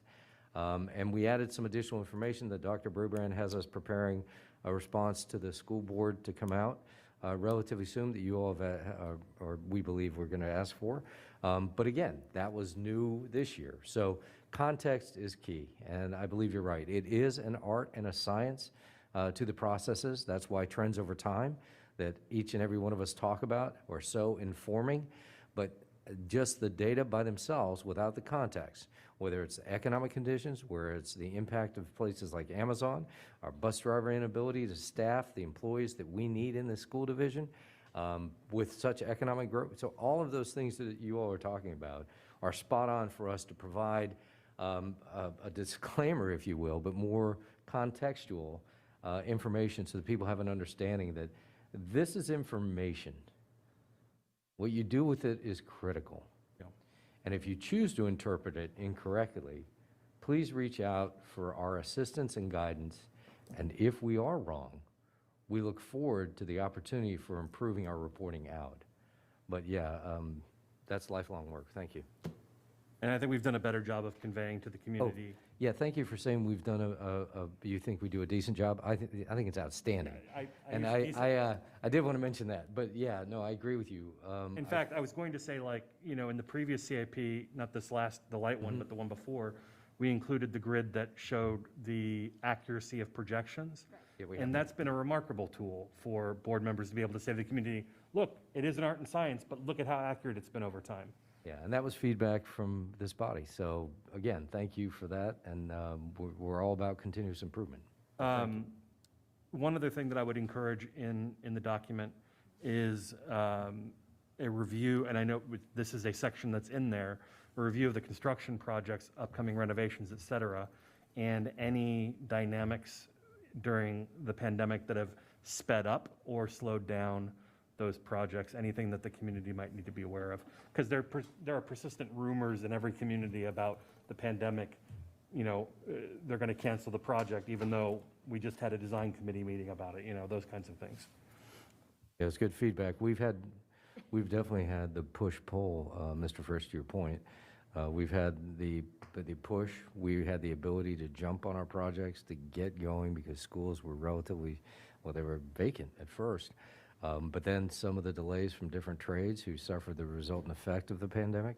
And then all of a sudden, what we're all talking about now, and you heard about in Gotham's presentation, about supply chain issues. So it's run the gamut. It's really been a stressful, dynamic time on all of us. Yeah, thank you. That's it for me. Thanks. Thanks, Mr. Frisch. And so it is 4:30, so Ms. Pekarsky, it looks like you will be the one wrapping us up with your final comments. Okay, thank you for all of this. It is a lot of data. So I do have, Region 5, the Westfield Pyramid, that saw some of the largest negative net migration. And then when I go in and I look at some of the granular data in terms of the schools, I do see a correlation between the schools where I got a lot of feedback and question and concerns regarding COVID. And being in school and being very uncomfortable to return before a vaccine came out. So I want to put that out there because I think it's important context, because what that means is, vaccine now is available for 5 and up. So the hope and the expectation would be that we're going to see a lot of these kids coming back. So with that, how can we expect to get, and I don't know, I'm sorry if you've answered this, but kind of this updated enrollment data in the coming months, just to to have an idea, are we seeing some movement? Are some things shifting around because of the changing landscape? Well, Ms. Pekarsky, that's an excellent context that my staff would not know. The fact that people are talking to you and you're hearing from principals and communities, and the comment that was made about us going beyond the conversation, including principals, and obviously, albeit the representative members and the at-large members, in the conversation as to what the context is that we may not be privy to or aware of. But I will say, we do, and that's why when you get into the budget, at so many times we've provided in the past, this is the planning office September 30th data, and then budget comes out with a number that's totally different and that people look at like, what are they doing? Or what am I doing wrong, right? And it's not, it's both right. It's that context that was referenced a minute ago to provide that forecasted data. We generally see each year, and Pernita, please correct me if I'm wrong, between January and February an uptick. And when you mention vaccination, we probably will see a more increased uptick based upon the anecdotal data that you've provided. We used to do a revised projection during that time. You heard Dr. Braband say the state does. And I think, and we've talked about it internally, that we think we're going to need to go ahead and do that.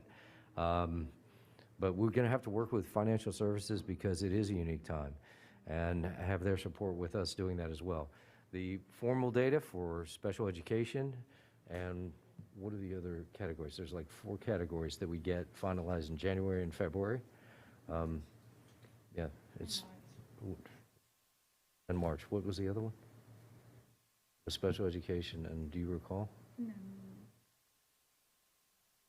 Non-traditional. Okay, so there's other data points that aren't finalized to that point. And the reason why I mention that is, as I turn myself off, to your point, it's how can we take a look at that to make sure we're current? So we will have conversations about how to do that and what's the best way to inform the board of these changes.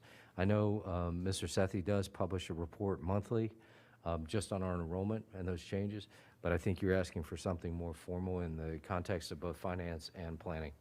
I'll work with Lee Burden on that.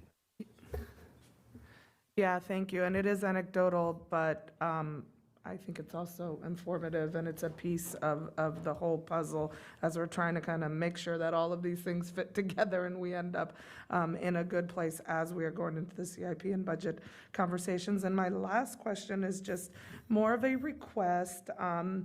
You know, I know in the past we've done the 2x2s for the CIP, and especially this year with a lot of what we're seeing, I would hope and request that we could have that opportunity to continue that practice in the next 2 months, month and a half. Absolutely. We'll try to coordinate with your staff. Thank you, Ms. Pekarsky. Well, we actually just do have one more go back from Ms. Sizemore-Heiser, if you could just keep it real brief. Thank you. Thank you. I appreciate your indulgence. I'm taking my 45 seconds times 3. So,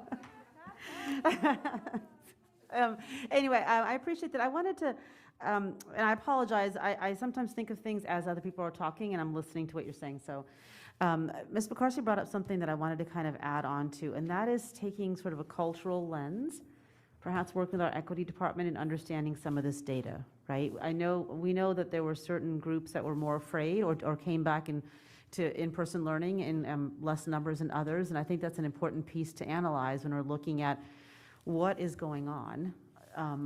What does that cultural lens do? How does that impact which schools students came back to and not? So I think that's a really important piece to put out there, especially the other piece I wanted to mention is communications, right? We're talking about asking in conjunction with the superintendents for a hold harmless. I think we need to make sure we have the communications around these membership trends involved, what we're looking at, how we're studying, sort of the thoughtfulness by which everything I heard here today and all of our comments and our staff are really trying to understand where's our school system going, what are our needs, who are our population, and what are they looking for from and why we should be looking at the longer term impacts of COVID on our students, on our population, on our membership, on all of it. And I do think it is important to have that data disaggregated in terms of special education, all alternative schools, to understand the maybe unequal impacts on our programming. I'm worried about some of our alternative schools. I remember hearing a lot of those students didn't come back. And what's happened with them? Is it a graduation issue? Is it because we have fewer students going there? What's going on? So those are the few things I wanted to say, and I will stop there. Thank you for the indulgence. Okay, well, thanks for the productive day, everyone. We will convene again on Thursday. Have a nice evening.